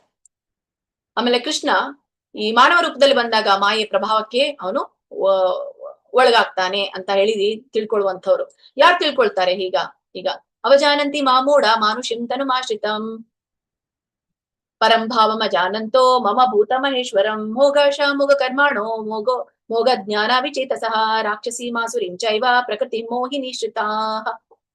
ಇಲ್ಲಿ ನಾನು ಮನುಷ್ಯ ರೂಪದಲ್ಲಿ ಇಳಿದು ಬಂದಾಗ ಮೂಢರು ನನ್ನನ್ನು ಅಪಹಾಸ್ಯ ಮಾಡುತ್ತಾರೆ. ಇರುವುದೆಲ್ಲದರ ಪ್ರಭು ನಾನೇ, ನನ್ನ ಈ ದಿವ್ಯ ಪ್ರಕೃತಿ ಅವರಿಗೆ ತಿಳಿಯದು. ಹೀಗೆ ದಿಗ್ಭ್ರಮೆಯಾದವರು ರಾಕ್ಷಸಿ ಮತ್ತು ನಾಸ್ತಿಕ ಅಭಿಪ್ರಾಯಗಳು ಆಕರ್ಷಿಸುತ್ತವೆ. ಈ ಭ್ರಾಂತಿಯ ಸ್ಥಿತಿಯಲ್ಲಿ ಅವರ ಮುಕ್ತಿಯ ಭರವಸೆಗಳು, ಅವರ ಫಲಾಪೇಕ್ಷಿತ ಕರ್ಮಗಳು ಮತ್ತು ಅವರ ಜ್ಞಾನ ಸಂಸ್ಕಾರ ಎಲ್ಲ ಸೋತು ಹೋಗುತ್ತದೆ. ಇಲ್ಲಿ ಭಗವಂತ ಹೇಳ್ತಾರೆ ಮೂಢರು ಹೇಗಿರ್ತಾರೆ ಅಂತ. ಭ್ರಾಂತಿಗೆ ಸಿಲುಕದ ಮಹಾತ್ಮರು ದೈವಿ ಪ್ರಕೃತಿಯ ರಕ್ಷಣೆಯಲ್ಲಿ ಇರುತ್ತಾರೆ. ಅವರಿಗೆ ನಾನು ಮೂಲನು ಅವ್ಯಯನು ಆದ ದೇವೋತ್ತಮ ಪರಮ ಪುರುಷನು ಎಂದು ಗೊತ್ತು. ಅದರಿಂದ ಅವರು ಭಕ್ತಿ ಸೇವೆಯಲ್ಲಿ ಸಂಪೂರ್ಣವಾಗಿ ನಿರತರಾಗ್ತಾರೆ. ಈ ಒಂದು 2-3 ಶ್ಲೋಕಗಳಲ್ಲಿ ಹೇಳ್ತಾ ಇರುವಂತದ್ದು ದೈವಿ ಪ್ರಕೃತಿ ಹೇಗಿರುತ್ತೆ, ಆಸುರಿ ಪ್ರಕೃತಿ ಹೇಗಿರುತ್ತೆ ಅನ್ನೋದ್ರ ವ್ಯತ್ಯಾಸವನ್ನ ಹೇಳ್ತಾರೆ. ಸೊ ಭಗವಂತ ಸ್ವತಃ ಅವತಾರ ಎತ್ತಿ ಬಂದಾಗ ಹೇಗೆ ಅವರು ಭಗವಂತನನ್ನ ಗ್ರಹಿಸ್ತಾರೆ ಅನ್ನೋದನ್ನು ಕೂಡ ಇಲ್ಲಿ ಹೇಳ್ತಾರೆ. ಸೊ ಹೀಗೆ ಭಗವಂತನನ್ನ ಗ್ರಹಿಸ್ಲಿಕ್ಕೆ 2 ಮಾರ್ಗಗಳನ್ನ ತಿಳಿಸಿದ್ದಾರೆ. ಭಗವಂತನನ್ನ 2 ಮಾರ್ಗಗಳಿಂದ ನಾವು ಗ್ರಹಿಸಬಹುದು. ಒಂದು ಆಸ್ ಅಂದ್ರೆ ಯಾರು ಗ್ರಹಿಸ್ತಾರೋ ಹೆಚ್ಚಾಗಿ, ಯಾರು ಗ್ರಹಿಸೋದಿಲ್ಲ ಅನ್ನುವಂಥದ್ದು 2 ದಾರಿಗಳಿದೆ. ಆಸುರಿ ಸ್ವಭಾವದವ್ರು ಹೇಗ್ ಗ್ರಹಿಸ್ತಾರೆ, ದೈವಿ ಸ್ವಭಾವದವ್ರು ಹೇಗ್ ಗ್ರಹಿಸ್ತಾರೆ. 2 ಗ್ರಹಿಸ್ತಾರೆ, ಇಬ್ರು ಜನರು ಕೂಡ ಗ್ರಹಿಸ್ತಾರೆ, ಇಲ್ಲ ಅಂತ ಇಲ್ಲ. ಒಬ್ರು ಸರಿಯಾಗಿ ಗ್ರಹಿಸ್ತಾರೆ, ಇನ್ನೊಬ್ರು ಸರಿಯಾಗಿ ಗ್ರಹಿಸೋದಿಲ್ಲ. ಆಸುರಿ ಸ್ವಭಾವದವರು ಸರಿಯಾಗಿ ಭಗವಂತನನ್ನ ಅರ್ಥ ಮಾಡ್ಕೊಳ್ಳೋದಿಲ್ಲ, ದೈವಿ ಸ್ವಭಾವದವರು ಭಗವಂತನನ್ನ ಅರ್ಥ ಮಾಡ್ಕೊಳ್ತಾರೆ ಅನ್ನೋದನ್ನ ಇಲ್ಲಿ ಹೇಳ್ತಾರೆ. ಸೊ ಹೀಗೆ ಇಲ್ಲಿ ಯಾರ್ಯಾರು ಅವ್ರು 2 ಜನರು ಅಂದ್ರೆ ಒಬ್ರು ಮೂಢರು, ಮಹಾತ್ಮರು. ಮೂಢರು ಅಂತಂದ್ರೆ ಅಜ್ಞಾನಿಗಳು ಅಂತ ಹೇಳ್ತಾರೆ. ಅಂದ್ರೆ ಭಗವಂತನನ್ನ ಇವರು ಸಾಮಾನ್ಯ ಮನುಷ್ಯನಂದ ತಪ್ಪಾಗಿ ಭಾವಿಸ್ತಾರೆ. ಅವನು ದ್ವಾಪರ ಯುಗದಲ್ಲಿ ಅವತಾರ ಎತ್ತಿ ಬಂದ ಅಂತ ತಿಳ್ಕೊಳ್ತಾರೆ. ಸೊ ಆತನ ದಿವ್ಯ ಒಂದು ಸ್ವರೂಪ, ಅವನು ಚಿಕ್ಕವನಿದ್ದಾಗ ಯಾವ ಎಲ್ಲಾ ಲೀಲೆಗಳನ್ನ ಮಾಡಿದ್ನೋ ಅವುಗಳನ್ನ ಅವರು ಅರಿಯದೇ ಇರ್ತಾರೆ. ಮತ್ತೆ ಅವರು ಯಾಕೆ ಹಾಗೆ ಅರಿಯೋದಿಲ್ಲ? ಯಾಕಂದ್ರೆ ಅವರು ಯಾರ ಆಶ್ರಯದಲ್ಲಿದ್ದಾರೆ? ಈ ಒಂದು ಮೋಹ ಗಳಿಸುವಂತ ಮಾಯಾಶಕ್ತಿಯ ಆಶ್ರಯದಲ್ಲಿ ಇವರಿದ್ದಾರೆ. ಹಾಗಾಗಿ ಅವ್ರಿಗೆ ಅದನ್ನ ಅರ್ಥಕೊಳ್ಳಿಕ್ಕೆ ಸಾಧ್ಯ ಆಗೋದಿಲ್ಲ. ಸೊ ಅವರ ಒಂದು ಕಾರ್ಯಗಳು ಹೇಗಿರುತ್ತೆ? ಯಾವಾಗ್ಲೂ ಅವರು ಭೌತಿಕ ಆಲೋಚನೆ ಮಾಡ್ತಾ ಇರ್ತಾರೆ, ಭೌತಿಕ ಆಸೆಗಳಿರುತ್ತೆ, ಯಾವಾಗ್ಲೂ ಅಹಂಕಾರದಿಂದ ಪ್ರೇರಿತರಾಗಿರ್ತಾರೆ. ಮತ್ತೆ ಇವರು ಒಂದು ಅಂತಿಮ ಗುರಿ ಏನಾಗುತ್ತೆ? ಅಂತಿಮವಾಗಿ ಅವ್ರಿಗೆ ಇರುವಂತದ್ದು ಅವರು ಆಸೆಗಳು, ಕರ್ಮಗಳು ಮತ್ತೆ ಜ್ಞಾನ ಎಲ್ಲವೂ ಕೂಡ ವಿಫಲಗೊಳ್ಳುತ್ತೆ. ಅವ್ರು ಏನೇ ಭೌತಿಕವಾಗಿ ಗಳಿಸಿದ್ರು ಕೂಡ ಆ ಆಸೆಗಳು ಇಲ್ಲೇ ಬಿಟ್ಟ ಹೋಗ್ಬೇಕು. ಕರ್ಮಗಳು ಮಾಡಿದಂತಹ ಕರ್ಮಗಳು, ಪಾಪಗಳನ್ನ ಪುಣ್ಯಗಳನ್ನ ಹೊತ್ಕೊಂಡು ಹೋಗ್ತಾರೆ. ಜ್ಞಾನ ಏನೆಲ್ಲ ಪಡ್ಕೊಂಡಿರ್ತಾರೋ ಅದು ವಿಫಲ ಆಗುತ್ತೆ. ಹೀಗಾಗಿ ಮೋಘ ಕರ್ಮಾಣು ಅಂತ ಇಲ್ಲಿ ಹೇಳ್ತಾ ಇರುವಂತದ್ದು. ಆದ್ರೆ ಅದೇ ಮಹಾತ್ಮರು, ಶ್ರೇಷ್ಠ ಜೀವಿಗಳು ಅಂತ ಹೇಳ್ತೇವೆ, ಅವರು ಭಗವಂತನನ್ನೇ ಸಕಲ ಜೀವಿಗಳ ಮತ್ತೆ ಬ್ರಹ್ಮಾಂಡದ ಒಡೆಯ ಅಂತ ಹೇಳಿ ಅವ್ರು ತಿಳ್ಕೊಳ್ತಾರೆ. ಮತ್ತೆ ಅವ್ರು ಯಾರ ಆಶ್ರಯದಲ್ಲಿ ಇರ್ತಾರೆ? ಯಾಕೆಂದ್ರೆ ಅವರು ದೈವಿ ಪ್ರಕೃತಿ ಆಶ್ರಯದಲ್ಲಿರ್ತಾರೆ. ಶ್ರೀಮತಿ ರಾಧಾರಾಣಿ ಆಶ್ರಯದಲ್ಲಿ. ಮತ್ತೆ ಅವರು ಒಂದು ಚಟುವಟಿಕೆಗಳು ಹೇಗಿರುತ್ತೆ? ಅನನ್ಯ ಭಕ್ತಿಯಿಂದ ಪ್ರೇರಿತರಾಗಿರ್ತಾರೆ. ಸದಾ ಭಗವಂತನನ್ನ, ಭಗವದ್ನಾಮವನ್ನ ಕೀರ್ತಿಸುವುದರಲ್ಲಿ ನಿರತರಾಗಿರ್ತಾರೆ. ಸತತಂ ಕೀರ್ತಯಂತೋ ಮಾಂ. ಹೀಗೆ ಭಗವಂತನ ದಿವ್ಯ ಸೇವೆಯಲ್ಲಿ ಶಾಶ್ವತ ಆನಂದವನ್ನ ಅವ್ರು ಪಡಿತಾ ಇರ್ತಾರೆ. ಸೊ ಹೀಗೆ ಮೂಢರನ್ನ ಮತ್ತೆ ಮಹಾತ್ಮರನ್ನ ಒಂದು ಅವ್ರಿಗೆ ಶ್ರೇಷ್ಠ ಜೀವಿ ಅಂತ ಹೇಳ್ತಾರೆ. ಅವರನ್ನ ಇಲ್ಲಿ ಭಗವಂತ ಯಾರ್ಯಾರ ಕಾರ್ಯಗಳು ಹೇಗಿರುತ್ತೆ ಅನ್ನೋದನ್ನ ಇಲ್ಲಿ ಹೇಳ್ತಾನೆ. ಸೊ ಹೀಗೆ ಈ ಒಂದು ದೈವಿ ಪ್ರಕೃತಿಗೆ ಮಹಾತ್ಮರು ಅಂತ ಕರೀತಾರೆ, ರಾಕ್ಷಸಿ ಪ್ರಕೃತಿಯವರಿಗೆ ಅಜ್ಞಾನಿಗಳು ಅಂತೇಳಿ ಭಗವಂತ ಹೇಳ್ತಾನೆ. ಹೀಗೆ ಭಗವಂತನ ಒಂದು ತಿಳ್ಕೊಳ್ಳೋದ್ರಿಂದ ದೈವಿ ಪ್ರಕೃತಿ ಇದ್ರೆ ಭಗವಂತನ ಪ್ರಾಪ್ತಿ ಮತ್ತೆ ಶಾಶ್ವತ ಆನಂದ ಸಿಗುತ್ತೆ ಅನ್ನೋದು ಗೊತ್ತಾಗುತ್ತೆ. ಈಗ ಶುದ್ಧ ಭಕ್ತರ ಚಟುವಟಿಕೆಗಳು ಹೇಗಿರುತ್ತೆ? ಸತತಂ ಕೀರ್ತಯಂತೋ ಮಾಂ ಯತಂತಶ್ಚ ದೃಢ ವ್ರತಾಃ ನಮಸ್ಯಂತಶ್ಚ ಭಾಂ ಭಕ್ತ್ಯ ನಿತ್ಯಯುಕ್ತ ಉಪಾಸತೆ. ಸದಾ ನನ್ನ ಕೀರ್ತನೆಯನ್ನು ಮಾಡುತ್ತಾ, ದೃಢ ಸಂಕಲ್ಪದಿಂದ ಪ್ರಯತ್ನವನ್ನು ಮಾಡುತ್ತಾ, ನನಗೆ ನಮಸ್ಕಾರವನ್ನು ಮಾಡುತ್ತಾ ಈ ಮಹಾತ್ಮರು ಸತತವಾಗಿ ಭಕ್ತಿಯಿಂದ ನನ್ನನ್ನು ಪೂಜಿಸ್ತಾರೆ. ಮೂಢರು ಅವನನ್ನ ನಂಬೋದಿಲ್ಲ, ಮೂಢರು ಅವನನ್ನ ನಿರಾಕರಿಸ್ತಾರೆ. ಆದ್ರೆ ಯಾರು ಮಹಾತ್ಮರಿರ್ತಾರೋ ಅವರ ಚಟುವಟಿಕೆಗಳು ಹೇಗಿರುತ್ತೆ ಗೊತ್ತಾ? ಯಾಕೆ ಅವ್ರು ಮಹಾತ್ಮರಾಗಿರ್ತಾರೆ? ಅಲ್ಲ, ಮಹಾತ್ಮರಾಗಿಕ್ಕ ಕಾರಣ ಬೇಕು. ಮಹಾತ್ಮರು ಯಾಕೆ ಆಗಿರ್ತಾರೆ ಅಂದ್ರೆ ಇಲ್ಲಿ ಹೇಳ್ತಾ ಇರುವಂತದ್ದು ಸತತಂ ಕೀರ್ತಯಂತೋ ಮಾಂ. ಸದಾ ನನ್ನ ಕೀರ್ತನೆಯಲ್ಲಿ ತೊಡಗಿರ್ತಾರೆ, ಜಪದಲ್ಲಿ ತೊಡಗಿರ್ತಾರೆ, ಮತ್ತೆ ದೃಢ ಸಂಕಲ್ಪದಿಂದ ಪ್ರಯತ್ನ ಮಾಡ್ತಾರೆ, ಅಭ್ಯಾಸ ಮಾಡ್ತಾರೆ, ನಂಬಿಕೆ ಇಟ್ಟಿರ್ತಾರೆ. ನನ್ಗೆ ಒಂದು ದಿನ ಭಗವಂತ ನಮೇ ಭಕ್ತ ಪ್ರಣಶ್ಯತಿ ಅಂತ ಭಗವಂತ ಹೇಳ್ತಾನೆ. ನನ್ನ ಭಕ್ತ ಎಂದೂ ಕೂಡ ನಾಶ ಆಗೋದಿಲ್ಲ, ಆ ಒಂದು ನಾಶ ನನ್ನ ಭಗವಂತ ಮಾಡೋದೇ ಇಲ್ಲ ಅಂತ ಹೇಳಿ ಆ ಒಂದು ಸಂಕಲ್ಪದ ಕಡೆಗೆ ಅವ್ರು ಮುನ್ನಡೀತಾ ಇರ್ತಾರೆ. ಸದಾ ನಮಸ್ಕಾರವನ್ನ ಮಾಡ್ತಾ ಮಹಾತ್ಮರು ಸತತವಾಗಿ ಭಕ್ತಿಯಿಂದ ನನ್ನನ್ನ ಪೂಜಿಸ್ತಾರೆ ಅಂತ ಭಗವಂತ ಹೇಳ್ತಾನೆ. ನೋಡಿ, ಇದು ತುಂಬಾ ಮುಖ್ಯವಾಗಿರುವಂತಹ ಶ್ಲೋಕ.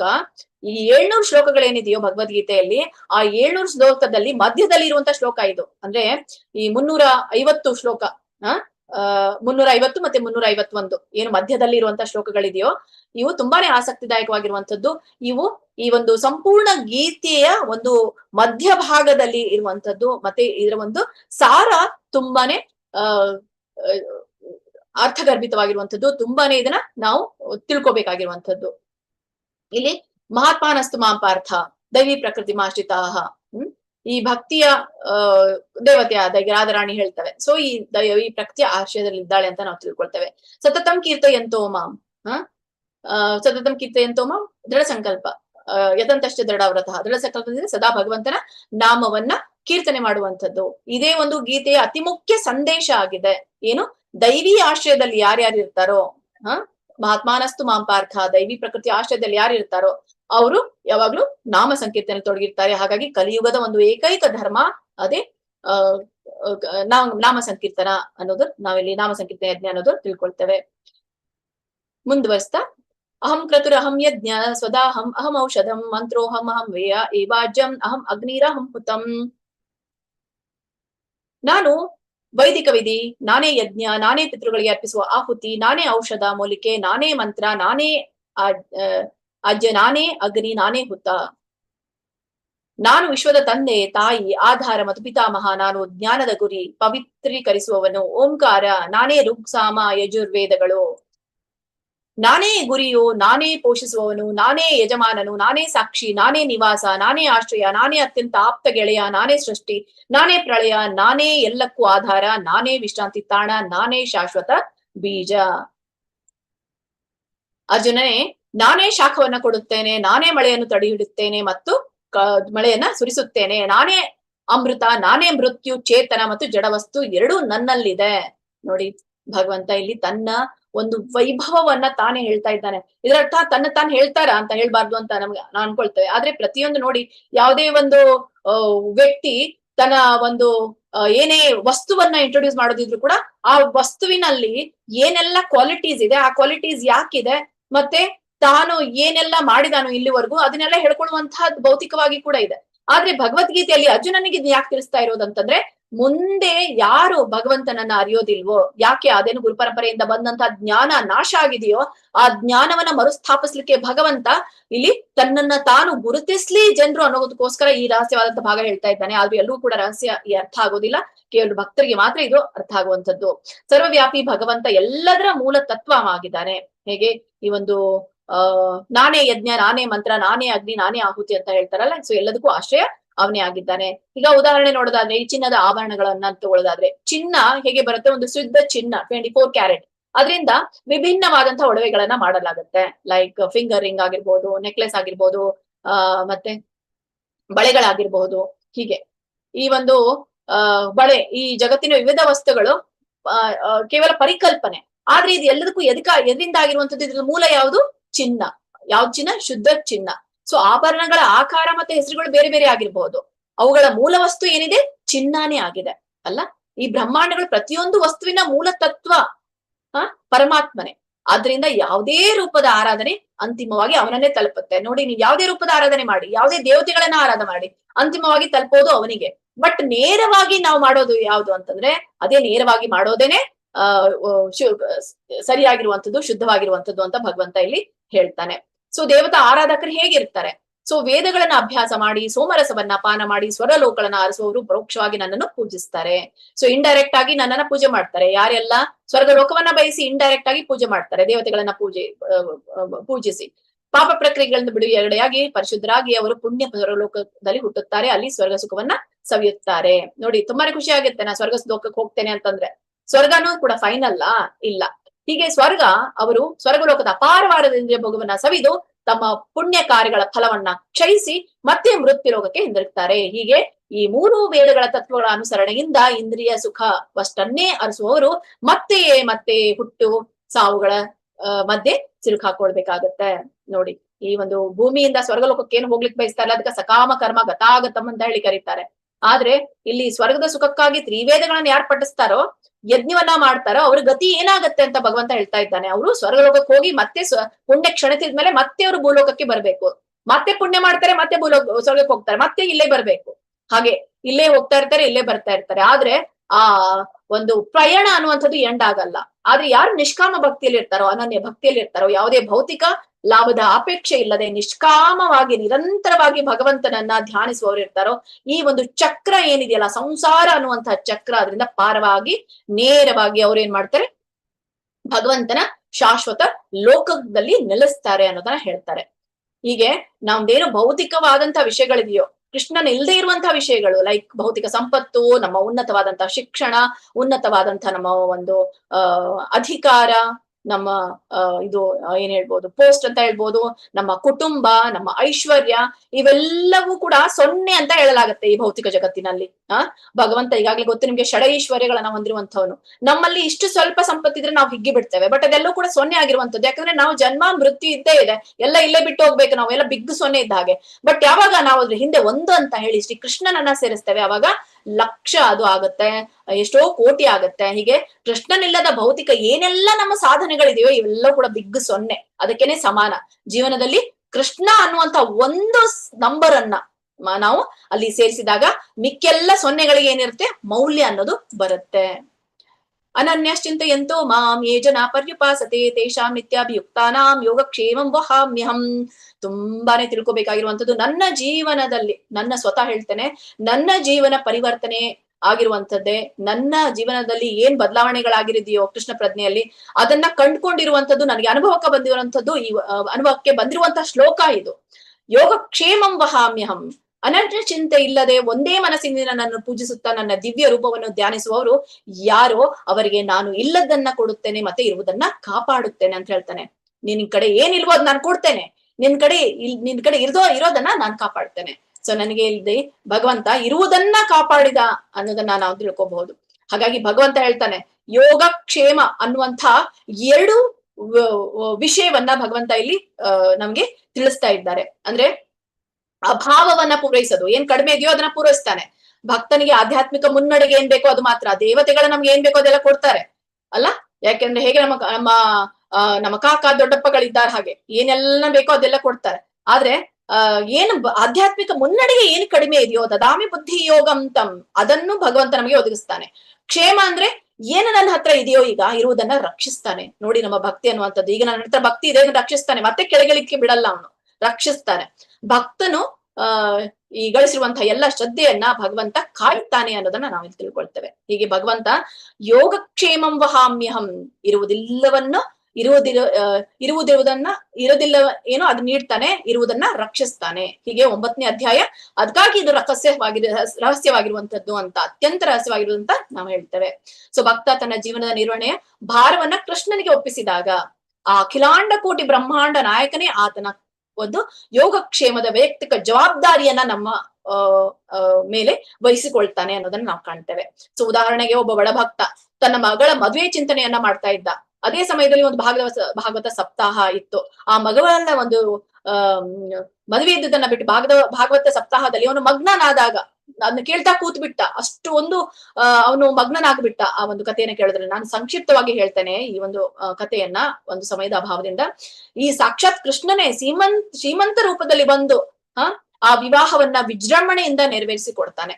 ಯಾಕಂದ್ರೆ ಮಗಳ ಮದುವೆ ಮುಖ್ಯವಾಗಿರುವಂತದ್ದು. ನಾವೆಲ್ಲ ಅದಿದ್ರೆ ಅದ ಚಿಂತೆಗೆ ತೊಡಗ್ತೇವೆ ನಾವು. ಭಗವಂತ ಮೇಲೆ ಎಲ್ಲ ನಾವು ಬಿಟ್ಟಾಗ ಅವನು ಯೋಗಕ್ಷೇಮವನ್ನ ನೋಡ್ಕೊಳ್ತಾನೆ. ಕೃಷ್ಣನಿಗೆ ನಾವೇ ಬೇಕು ಎಂದಾಗ ಕೃಷ್ಣ ನಮಗಾಗಿ ನಿಲ್ಲುತ್ತಾನೆ ಅನ್ನೋದು ನಮ್ಗೆ ಗೊತ್ತು. ದ್ರೌಪದಿಯನ್ನ ನೋಡ್ಬಹುದು, ಶರಣಾದಾಗ ಕೃಷ್ಣ ನೀನೇ ನನಗೆ ಗತಿ ಅಂತ ಹೇಳಿದಾಗ ಎಷ್ಟೋ ಅವಳು ತನ್ನ ಸ್ವಂತ ಈ ಪ್ರಯತ್ನದಿಂದ ಮಾಡ್ಲಿಕ್ಕೆ ನೋಡಿದ್ಲು, ಆದ್ರೂ ಕೂಡ ಆ ಪ್ರಯತ್ನ ವ್ಯರ್ಥ ಆಯ್ತು. ಯಾವಾಗ ಶರಣಾದ್ಲೋ ಆವಾಗ ಕೃಷ್ಣ ಅವಳ ಯೋಗಕ್ಷೇಮವನ್ನ ನೋಡಿದ ಅನ್ನೋದು ನಮಗೆ ಗೊತ್ತು. ಹೀಗೆ ಕುಂತಿ ಮಗನಾದ ಅರ್ಜುನನೇ ಇತರ ದೇವತೆಗಳ ಭಕ್ತರಾಗಿ ಶ್ರದ್ಧೆಯಿಂದ ಅವರನ್ನು ಪೂಜಿಸುವವರು ನನ್ನನ್ನೇ ಪೂಜಿಸುತ್ತಾರೆ, ಆದ್ರೂ ಅದನ್ನು ತಪ್ಪು ರೀತಿಯಲ್ಲಿ ಮಾಡ್ತಾರೆ. ನೋಡಿ, ನೀವು ದೇವತೆಗಳಿಗೆ ಪೂಜಿಸಿದ್ರು ಕೂಡ ನನ್ನನ್ನೇ ಪೂಜಿಸ್ತೀರಾ, ಆದ್ರೆ ನೀವು ಮಾಡುವಂಥದ್ದು ತಪ್ಪು ರೀತಿಯಾಗಿ ಮಾಡ್ತೀರಾ ಅನ್ನೋದನ್ನ ಹೇಳ್ತಾ ಇರುವಂತದ್ದು. ದೇವತೆಗಳನ್ನ ಪೂಜಿಸುವವರು ದೇವತೆಗಳ ಮಧ್ಯೆ ಹುಟ್ಟುತ್ತಾರೆ, ಪಿತೃಗಳನ್ನ ಪೂಜಿಸುವವರು ಪಿತೃಗಳ ಬಳಿಗೆ ಹೋಗುತ್ತಾರೆ, ಭೂತಗಳನ್ನ ಪೂಜಿಸುವವರು ಭೂತಗಳ ಮಧ್ಯೆ ಹುಟ್ಟುತ್ತಾರೆ, ನನ್ನನ್ನ ಪೂಜಿಸುವವರು ನನ್ನ ಕಡೆಗೆ ಬರುತ್ತಾರೆ. ಇಲ್ಲಿ ಭಗವಂತ ದೇವತೆಗಳನ್ನ ಪೂಜಿಸುವವರ ಒಂದು ಇದನ್ನ ಹೇಳ್ತಾ ಇದ್ದಾರೆ, ಯಾವ ಒಂದು ಲೋಕಕ್ಕೆ ಹೋಗ್ತಾರೆ ಅಥವಾ ಎಲ್ಲಿ ಹೋಗ್ತಾರೆ ಅನ್ನೋದನ್ನ ಹೇಳ್ತಾ ಇರುವಂತದ್ದು. ಈಗ ದೇವತೆಗಳ ಅನುಗ್ರಹ ಮತ್ತೆ ಕೃಷ್ಣನ ಅನುಗ್ರಹ ನೋಡಿ ನಾವು ಅದನ್ನ ನೋಡೋಣ. ದೇವತೆಗಳ ಅನುಗ್ರಹ ಅಂದ್ರೆ ಈ ವ್ಯಾಪಾರಿ ಅಂತೆ. ಏನಂದ್ರೆ ನಾನು ಏನನ್ನು ಕೇಳುತ್ತೇವೆಯೋ ಅದನ್ನೇ ನೀಡ್ತೇವೆ. ವ್ಯಾಪಾರಿ ಒಬ್ಬ, ನೀವೇನ್ ಕೇಳ್ತೀರಾ ನಾನು ಅದನ್ನ ಕೊಡ್ತೇನೆ. ಕೇಳಿದ್ದು ನಮ್ಗೆ ಹಾನಿಕರವಾಗಿದ್ದರೂ ಕೂಡ ನಾವು ಅದನ್ನ ಕೊಡ್ತೇವೆ. ಮಗುವಿಗೆ ಅತಿಯಾದ ಸಿಹಿ ಕೊಡ್ತಾರೆ ಅಲ್ಲ. ಒಬ್ಬ ವ್ಯಾಪಾರ ಏನ್ ಮಾಡ್ತಾರೆ, ಮಗುವಿಗೆ ಒಂದು ಚಾಕ್ಲೇಟ್ ಕೇಳಲಿಕ್ಕೆ ಬಂದ್ರೆ ಹಾನಿಕರ ಅಂತ ಗೊತ್ತು, ಆದ್ರೂ ಕೂಡ ನೀನ್ ಕೇಳ್ತಾ ಇದೀಯಲ್ಲ, ನನ್ ವ್ಯಾಪಾರ ಆಯ್ತು ಹಾಗಾಗಿ ತಗೋ ನಾನು ಕೊಡ್ತೇನೆ ಅಂತ ಹೇಳಿ ಕೊಡ್ತಾನೆ. ಫಲಿತಾಂಶ ಏನು, ಭೌತಿಕ ಮತ್ತೆ ಅಶಾಶ್ವತವಾಗಿರುವಂತದ್ದು ಅಲ್ಲ. ದೇವತೆಗಳ ಅನುಗ್ರಹ, ಅವ್ರು ಏನ್ ಬೇಕೋ ಅದು ಕೊಡ್ತಾರೆ. ಹಾಗಾಗಿ ನಾವು ಮಕ್ಕಳೆಲ್ಲ ನೋಡಿ ಆಲ್ಮೋಸ್ಟ್ ಅದಕ್ಕೇನೆ ಸ್ಟಿಕ್ ಆಗಿರ್ತಾರೆ. ಅದು ಯಾಕಂದ್ರೆ ಇಷ್ಟ ಅವ್ರಿಗೆ. ಮತ್ತೆ ವ್ಯಾಪಾರಿಗಳು ಅದಕ್ಕೆ ಸ್ಟಿಕ್ ಆಗಿರ್ತಾರೆ ಕೊಡ್ಲಿಕ್ಕೆ, ಯಾಕಂದ್ರೆ ಅವರು ಅದಕ್ಕೆ ಲಾಭವನ್ನ ಪಡಿತಾರೆ. ಸೊ ಇದು ಒಂದು ಭಗವಂತನ ದೇವತೆಗಳ ಅನುಗ್ರಹ. ಆ ಈಗ ಮಗು ಹೇಗೆ ವ್ಯಾಪಾರಿ ಹತ್ರ ಹೋಯ್ತು, ಹಾಗೆ ನಾವು ದೇವತೆಗಳ ಹತ್ರ ಹೋಗ್ತೇವೆ. ಸೊ ದೇವತೆಗಳು ಏನ್ ಮಾಡ್ತಾರೆ, ಅವರು ನಾವು ಕೇಳಿದ್ದನ್ನ ಅವ್ರು ಕೊಡ್ತಾರೆ. ಬಟ್ ದೇವತೆಗಳಿಗೂ ಸ್ಯಾಂಕ್ಷನ್ ಮಾಡುವವನು ಭಗವಂತನೇ.